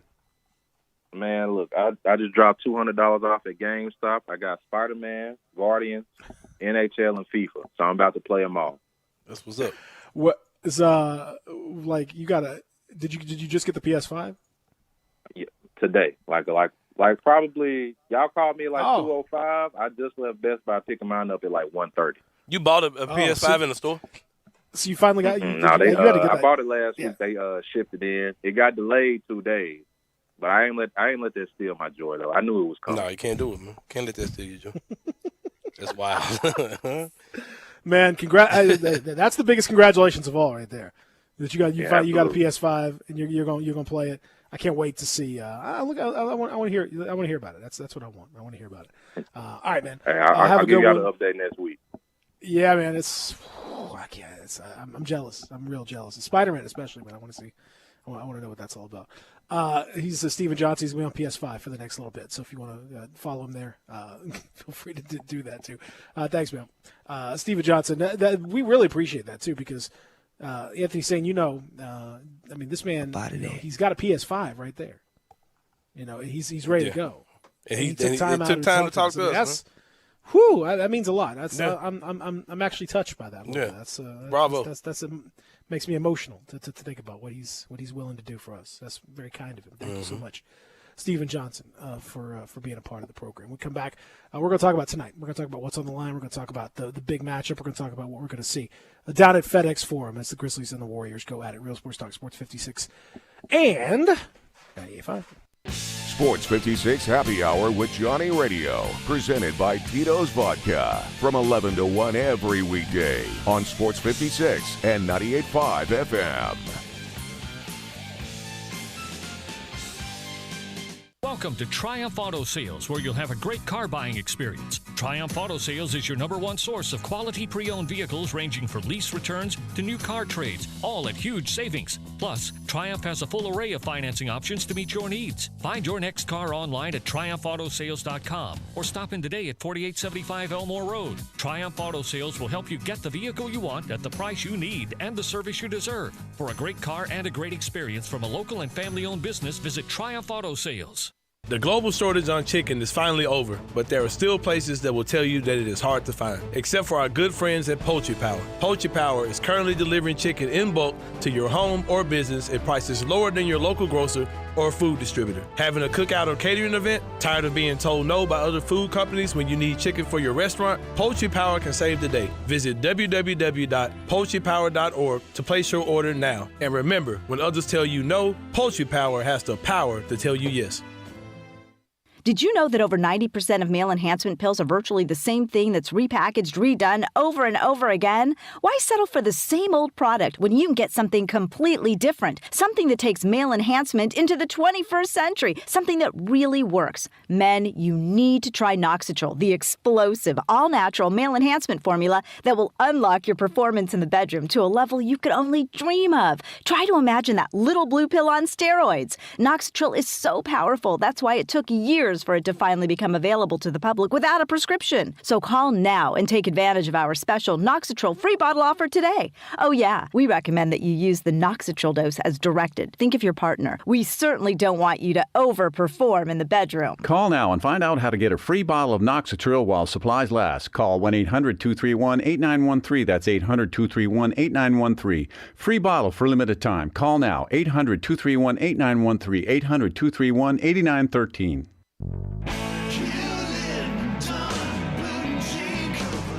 Hewlett & Dunn Boot and Clothing Company, we have it all. From handmade Amish leather belts, fine and casual clothing, boots, casual boots, work boots, fancy boots, and even safety-toed boots. Lots of cowboy hats to choose from, even Nebo lights, Orco hard coolers, good-looking duck head dress shirts, duck head caps, shorts, and pants. Tons of jeans from Ariat, Wrangler, Devil Dog, and Kimes Ranch jeans. At Hewlett & Dunn, we have a great selection of Old South t-shirts and caps. Fine clothing from dress to casual to Sunday best. Enjoy choosing from UFO's orthopedic-approved shoes. Hewlett & Dunn Boot and Clothing Company. Boots of every size, every color, every skin. Great quality Western, work, and safety toe boots. Hewlett & Dunn Boots and Clothing Company. 111 North Center Street, Collierville. Hewlett & Dunn. Hewlett & Dunn, serving you and your family since 1961. Now, back to Sports 56 Grind Time. This hour is brought to you by Poultry Power. Here once again are Peter Edmiston and Anthony Sane. Whatever happened to predictability? The milkman, the paperboy, evening TV. Did I get delivered here? Somebody tell me, please. This whole world's confusing me. Oh, man. You know that's for right. Come on, man. America's Dad, no, man. Wait a minute. Too much. No, we're not calling. We're not. It's too soon. Come on. I'm not ready for this. I'm not ready for the America's Dad party. No, it's not about that. It's just I'm not ready for it. It's not ready to have this conversation. Yeah. Come on, man. You guys gotta let me celebrate Mr. Bob Saget.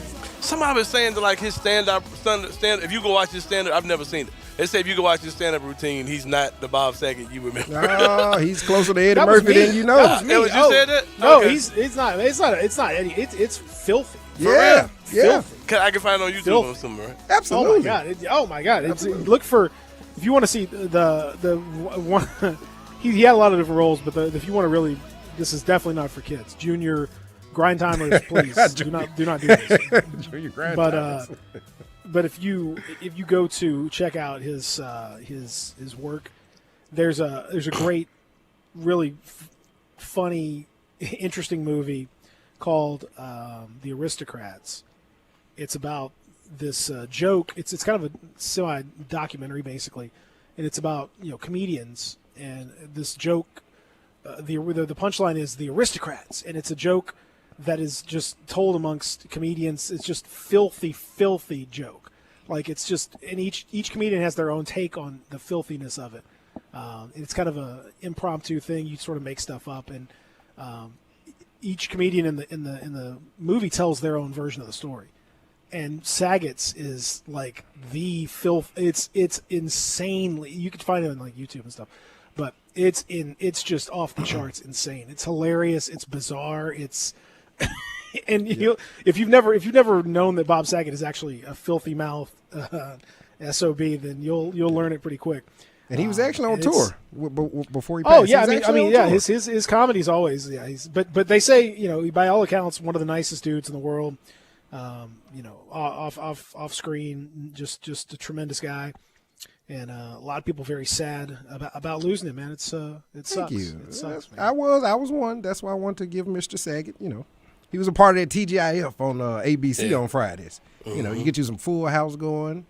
America's Funniest Home Video. Yeah, get you some America's Funniest Home Video. Some what was it? No, Balky and Larry. I think My Perfect Strangers were on the TGI Friday. Yeah. Once upon a time. So they were, but that was a long. The TGI Friday was. It had different forms, but it was Full House, it was different forms. Family Matters. Family Step by Matters, Step. yes, sir. Then you had Just the 10 of Us. You had Head in Class. How about that? You remember Just the 10 of Us? Look at that, Pete. Yeah, you had. What was the show that had the dude that played? He replaced Sister John Sister at one point. I think was on that. Sister, too. you right? Sister. What? Sister was on that too. What was the show that had the dude that replaced? Jean-Claude Van Damme in the Kickboxer. And he played like a funny dude in this movie. Then he ended up playing like action hero. It was so weird. His name was Sasha something. What was that guy? Oh yeah, that was Step by Step. Yeah, Sasha, the kid from Step by Step was like in the action movie. I was like, it took me so long to process that. I was like, all right. His name was Sasha. He was in Kickboxer Part 5 or something. With Jean-Claude Van Damme. I was like, all right, I'm not doing it. See, that's why I didn't get that far down. That's why. Okay. Yeah, man. I didn't get the Kickboxer 5. And it stopped being about kickboxing. He was like doing some military stuff and had a gun, and I was like, all right, this ain't. What you know about Step by Step and all that good shows stuff? were good, man. That was awesome TV. That was awesome TV. That was Friday nights, man. Friday nights. It's fantastic. All right, so tonight, man, what a night it's going to be. And Anthony saying, do you think this is going to be another triumph, another crowning? The Grizzlies get to 10 straight and do so in front of probably one of the biggest national TV audiences that NBA TV will have ever seen. Mm-hmm. It's so crazy they didn't flex this game last minute and put this game anyway on TNT. Yeah, it's crazy. Anyway, what game is bigger than this tonight? All right, but anyway, man, I want to win this game so bad. 10 straight, tied with Utah. Up on Golden State in the season series, 2-1. And then even the game we lost at the last game we played at Golden State, it was a very, very close game. So if you win the game tonight, it's like you feel like you got the upper hand on them. You know what I mean? So, man, it'd be so huge to win this game tonight. It's gonna be tough. I expect a lot of Vince McMahon stuff going on tonight, for sure. Why? I just do, man. Like it's Steph and Clay. Clay's back. By the way, no TNT broadcast tonight. This is straight NBA TV, so that's all you're gonna get. Yeah, that's what I'm saying. It's crazy that they didn't flex the game in. I feel like we're gonna win because we haven't lost in a long time, so it's hard to me to say, yeah, I think we're gonna lose this game, but it's gonna be tough, man. Like it's kind of in the back of my head is how we do guarding them without Dillon Brooks, because we've seen Dillon give Steph hell. But without him, I don't really know who's going to step up. I don't know. Yes and no. Like if you look at Steph's numbers against the Grizzlies, with or without Dillon, it doesn't. He puts up huge numbers. He's going to get his, but it's like the fact that it seems like Dillon makes him work a lot harder than other guys have made him work on our team. So I don't need Steph out there shimmying and dancing. He wasn't shimmying nothing when Dillon was guarding him last year. So I don't. He was shaking in his boots. That's what he was doing. But I ain't trying to see Steph out there shimmying and the crowd squealing and Darian squealing because Darian's just looking for he's looking for a new bandwagon to jump on. So yeah, exactly right. We know how Darian works. Sadly, unfortunately. Yeah, he's ironing his Golden State Warriors jersey right now. He's trying to get those. He ordered it online, so he's trying to get those creases out of it. It came in a bag folded up from China, so he's trying to iron those creases, steam those creases out of it. Can't wait to play. Let me get my Clay head, get my Clay Thompson headband, and that's right. Get these guys to sign it for me. Yeah, Derek gonna be in that joint with the Clay Thompson jersey, the headband, and everything. Clay. No T-shirt, straight jersey, and a headband. Yeah, then he's gonna be like, like I said on the show, man. James Wiseman, that's my guy, man. James Wiseman's actually that's my guy, man. So I had to get out of here. Basically, I'm like his godfather. Yeah, Mr. Norris Jr. over here. Yeah, Derek gonna be in that. Guys, let me backstage. Let me go in the locker room to talk to my godson James. The man gonna have to customize Newsom jersey, Warriors Newsom number 3. Newsom.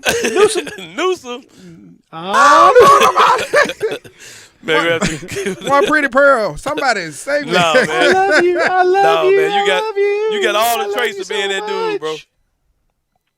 You got all the traits of being that dude for sure. He's like walking there with a Newcomb dress. Newsom. I think it's gonna be very interesting to see. I think the swagger. This should be a huge game because it's already like you remember, like I don't know about rivalry. I think rivalry is probably overstepping it a little bit between these two teams. But I do think that you saw Draymond Green after the last matchup between the two teams. Mm-hmm. He said, the Grizzlies got his attention in a way that was more than just a regular season game. Mm-hmm. He said, we pay a lot more attention to these guys. It was a big game, because of what had happened the last time they played. So I suspect that it's going to be a very similar thing for Draymond here again, where he's going to really be locked in. And I think the trash talk as a result is going to be potentially awesome. Like, you're talking about all these guys that are extremely, into, like the mental side of it. I love it. Love it. In addition to being, physically, you got Steph, Clay, Dray. I mean, it's all this is all you want. This is all you want. I don't know, man. Am I a buzzkill if I say I think it's got to come to an end? I just. Because they win tonight, bro. They might go on a nice little run.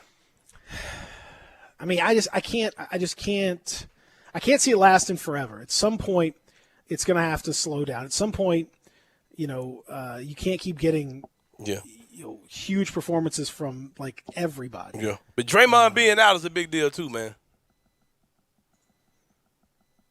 Because this ain't whoever they play. Who they play tonight? This ain't Cleveland we're playing. Yeah, bro. You got. Surprised you didn't say the Lakers. Surprised you didn't say the Lakers. No, I'm talking about Golden State. You're right. Golden State, yeah. No, you're definitely right. I mean, it's a big deal. We ain't out here trying to celebrate Clay, man. We ain't out here bringing him a bouquet of roses to welcome him back to Memphis. We trying to bust them dudes open tonight. You know what I mean? And I'll never forget. Speaking about Draymond Green.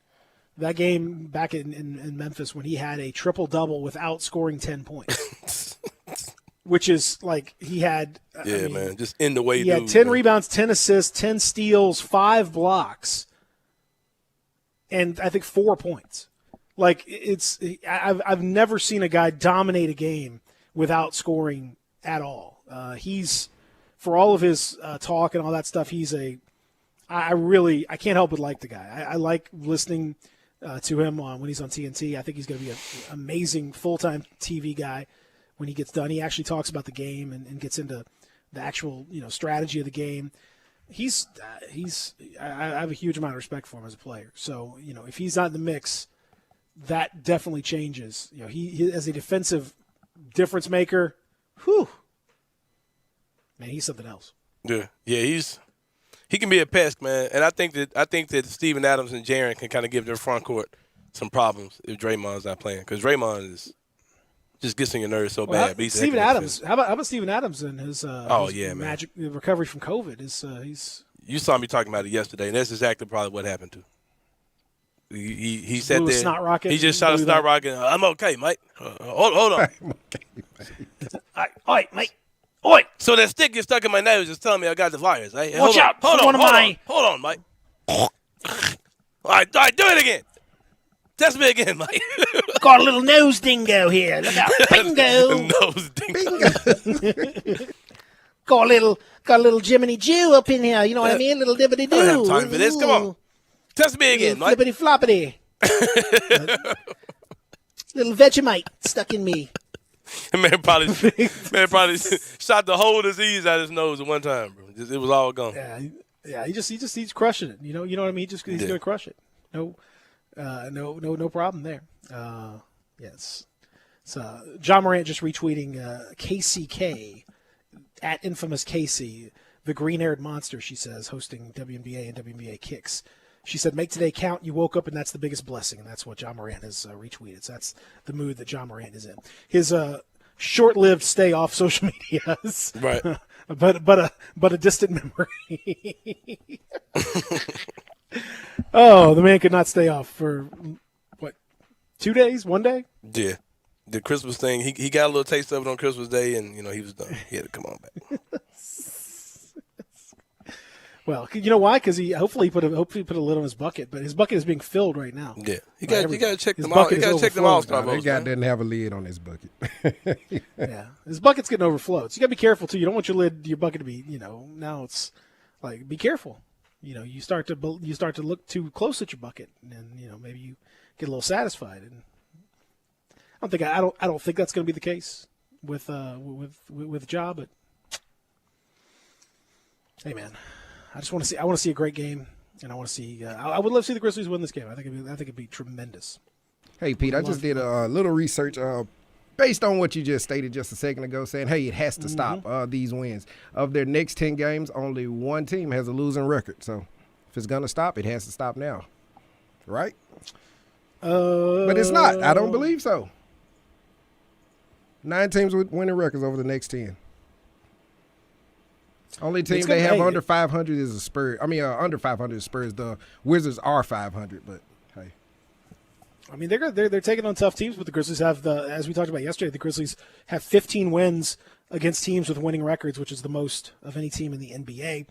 The Warriors have the next highest total at 13.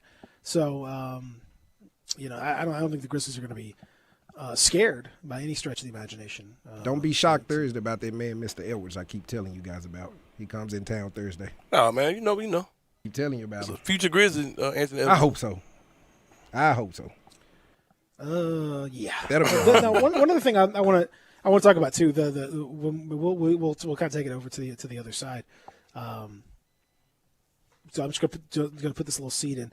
Trade deadline coming up in just a few weeks. Yeah. And, Less than a month.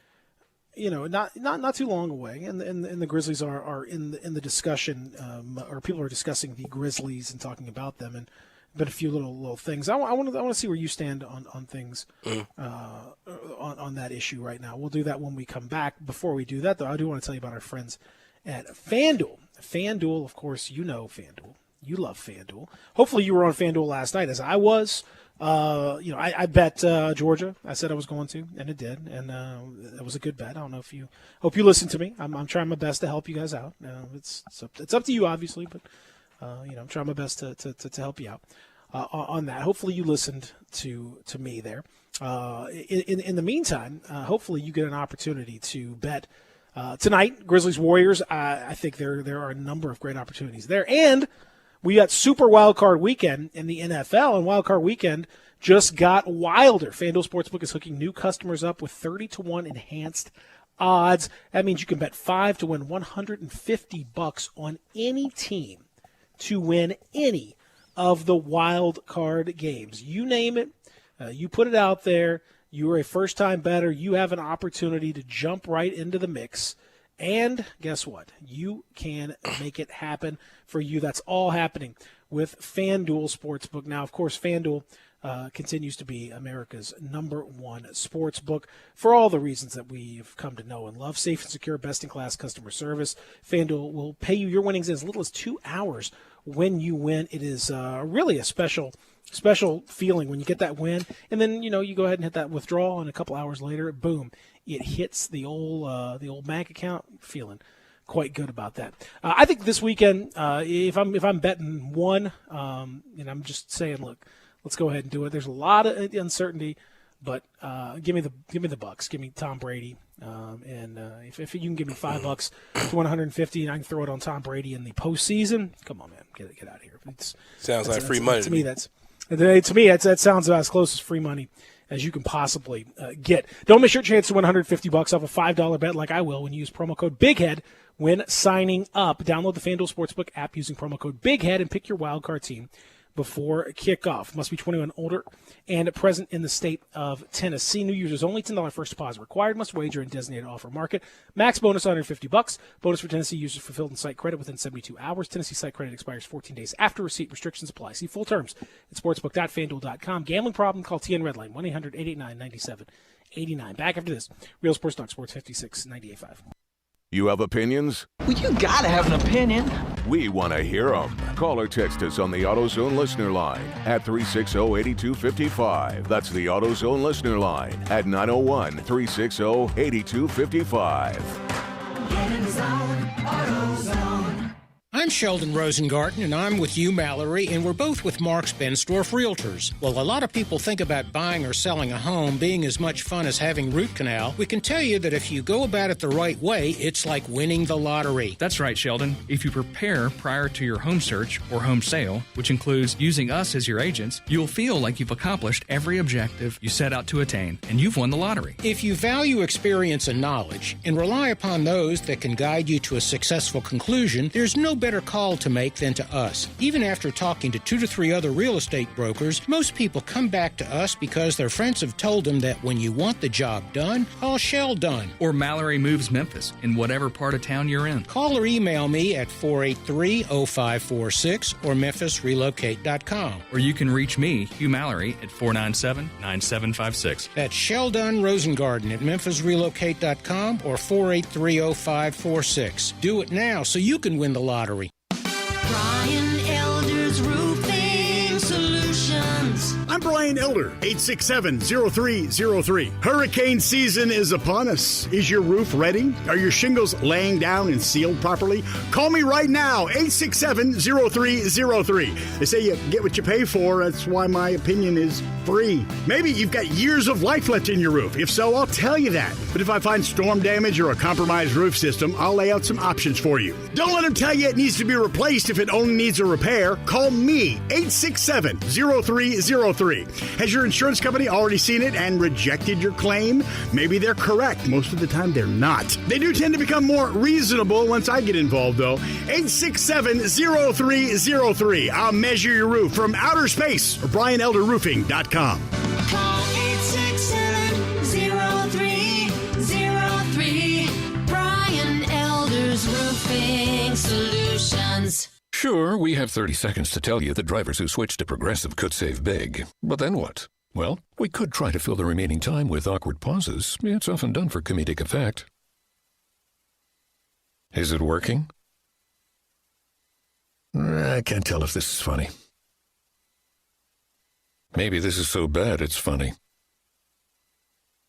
Wow, we really peaked at the save big when you switched to Progressive part.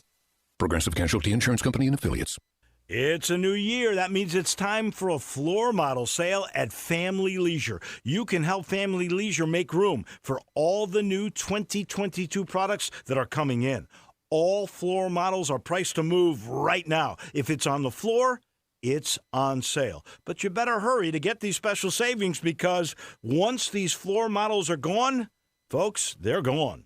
We're talking theater seating, massage chairs, arcades, foosball and hockey tables, all on sale. Shuffleboard tables, pool tables, they're on sale too. Plus, there's so much more on sale. And you can get New Year's deals on spas and swimming pools as well. Family Leisure needs the room for new inventory. So what's here has got to go. You can help them. The floor model sale is happening now at Family Leisure, Whitten Road at I-40, where family and fun come together. Happy New Year from our good friends at Family Leisure. Now, back to Sports 56 Grind Time. This hour is brought to you by Poultry Power. Here once again are Peter Edmiston and Anthony Sane.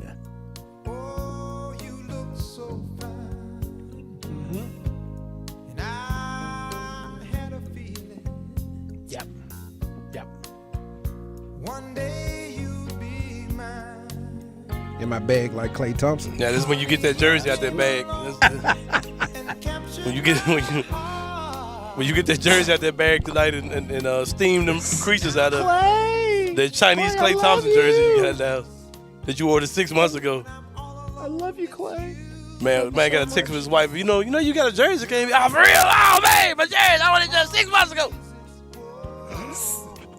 Man, for the steam the mess out that jersey with the headband. They came in wrinkled. It came in wrinkled. Man, for the steam, the crinkles, the wrinkles out there, the creases out there, bad boy, with the Klay Thompson headband. Sitting beside James Wiseman mama. Wearing the James Wiseman shoes. Is this song about Anthony Sane? Nah, it ain't about me. It's called Penny Lover. Yeah. Penny Lover. That's about yeah. Hey, man, Penny for the comeback. Man, I still been looking at Klay Thompson. Man, get out of here, man. Bro, there's no way. There's no way I could go to the game tonight, bro. I ain't gonna lie to you. Because, for one, the Warriors get on my nerves. Number two, I'm not sitting in an arena where anybody's cheering for the road team, period. Like, that makes me want to just fight somebody. So, nah. Yeah. Not tonight, man. Not as good as the Grizzlies are. You in there cheering for Golden State. Nah, I ain't dealing with that today. I'm simply looking at highlights of Clay with this goofy head. Man, take this headband off, bro. No shimmies for you tonight. Nah, bro. If I see any of that, bro, I'm fighting, bro. That's why I'm gonna have to watch it. Somebody in the crowd shimmying. For real, man. I'm glad I'm not gonna be there because that kind of stuff bothers me, bro. Like dudes from Memphis. It's this dude on Facebook. Like, he has like these. Every time the Grizzlies win, you know, people come in and talking about the game. Well, I ain't impressed. Man, shut up, man. I can't stand them type of dudes, bro. Man, they gotta show me something in the playoffs. Bro, we the second youngest team in the NBA. They not supposed to be where they are. Not man. supposed to be. They ain't gotta do nothing in the playoffs. But who's not impressed? Yeah, I was gonna say, with send Pete out, bro. Yeah, shut up, man. Send Pete out, What bro. are you talking about? Like, who's not impressed with what they've seen? I just ain't a fan, bro. Man, get your weirdo. No, here's what I was going to ask going into the break. Come on, let's here's what I was going to ask because we got it. We don't have much. Gotta wrap it up. But up against the break. We're up against it. We got to go, fans. So, no, I was asking the question. So, what, like, the from a trade perspective? Let's get it. No, if you're the Grizzlies, is it worth hanging on to guys that you know, or you're probably? I mean, I don't know what the long term plans are for. You know, Tyus Jones, you know, Kyle Anderson, guys that are going to be free agents that are older, you know, veteran type guys with this group, with the youngsters, you know, coming in. But is it worth hanging on to those guys because the chemistry is so right? It's so good. Is it worth just saying, you know what? I mean, we're not going to do anything, even if it's makes sense, even if we can get a pick, even if we can do all that stuff. We're just not going to do it because we don't want to mess with this chemistry that we've built. Do you think that should be the attitude, or is it, hey, look, you know what, like, you know, because the Grizzlies have been known to take a team, you know, was going well. Yeah, that was going well, and say, you know what, we don't think it's actually as good as you do, and we don't mind taking a step back because we think our window isn't until later on. Right. Do you think that's the case? Like you said, that all sounds good. The don't mess with the chemistry, don't touch anything stuff. All that sounds good, but it just doesn't. We've never seen it with them. That's just not what lines up with what they're doing. They may look at this season and be like, crap, man, we're like way ahead of schedule. Like, we're here. Like, they might have a change of heart this particular season. But if they made some little trades or got rid of Kyle Anderson and, you know, whatever they did, I wouldn't be surprised at all. You know what I mean? But and the thing is, as far as trades are concerned, you have to also look at trades where, like, if you can look at this 2-game sample of Jaren playing center, starting center, and say, okay, man, Jaren's way more advanced at being starting center than I thought he was. If you can get a guy that you can say, okay, this is the type of guy. If Jaren can be our 5, let's find our guy who could be a versatile 4-3 man who can play the 4, play the 3, guard wings, knock down shots in the corner. Those. If you can find that guy, and you can make that trade this year as opposed to next year, I think you make that deal, man. If that guy's available, you know what I mean. I don't know who that guy would be. Texter say, how about Christian Wood? No, Houston's not trading. I mean, no, his attitude is no. He mentally. No. But I was thinking from the shot. I don't think he would. He can make the shot. shot. Fit the culture. He don't think he would fit the No, he's culture. a knuckle. Yeah, he He's seems not- to be a he's not- knucklehead. Oh yeah. He's not a fit. He's definitely a knucklehead. You can't have the knucklehead group out here. Yeah. How about Mr. Wiseman? Jeremy Grant's the one that might be interesting. Yeah. You know, I think that's one to watch. I'm not saying he's for sure, but if you're going to do it, this is contract's the only thing that scares me away. Yeah, but I mean, I don't know. It's not. But if you're going to win, you got to spend, man. Period. Yeah. Does he move the needle enough? Because I think ultimately the deals, I think they're open for business. Honestly, I do. I don't think it's going to happen, but I think they're open to it. The thing is, it really does have to meet a pretty high threshold, though, of what is going to happen. Like it's got to make them. I think it's going to have to make them, you know, much better in the long term, or certainly better in the short term, to be able to get it done. I don't think they're to the point where they're going to start to sacrifice and push all the chips in this year. I don't think they're deceived by that and thinking that that's the way to go now. I don't think that's going to happen. But I do think it's important for them, you know, at some point, to maintain credibility with your roster, you have to continue to push to win. Mm-hmm. You can't, like, these guys are playing this well. They know how good they are. They have a lot of confidence. They're talking a lot.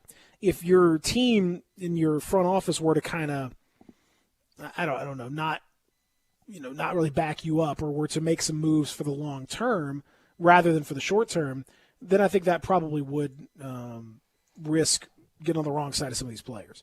So you kind of have to walk a fine line there. But I think they're more, I'm not going to say trade's going to be done, but I think they're more open for business. Yeah, they're going to do something, man.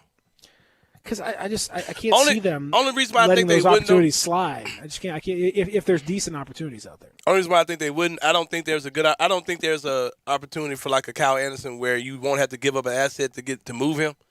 So I can see a situation where they let it ride and just let Kyle roll off at the end of the year, especially knowing they've got to pay Ja this summer anyway. They might not want to bring in more money. You know what I mean? So just kind of let him be an expiring exactly. contract. Just let him roll. I can see something like that because if you move Kyle, you're going to have to send something out with Kyle because he's not last year's Kyle. Last year's Kyle Anderson could have got you a first-round pick. This year you would have to send out an asset to probably move Kyle. So I could see them saying, "Nah, we're not going to do that. We'll just let him roll, and we won't have any new salary for next season." So we shall see. We shall see tonight. Man, it's going to be fun. I hate to be a bummer. I'm picking the Warriors. I think it's got to end. I think it's got to end at some point. I really do. Hope I'm wrong because I'd love to see it, but I think it's got to end at some stage. We'll talk more about it coming up on Sports Time with our pals Gabe and Brett. They are next. Everybody enjoy the game tonight. We'll talk about it tomorrow. Have a good Tuesday.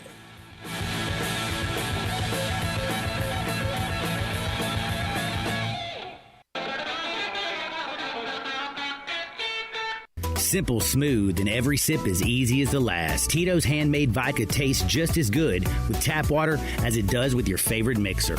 Back in the day, Tito distilled, hand bottled, taste tested, sent to a few friends, then taste tested again to give you the finest juice around. No frills, no flavors, no fancy labels, just the good stuff. Just Tito's. For recipes, videos, and more, visit Tito'sVodka.com.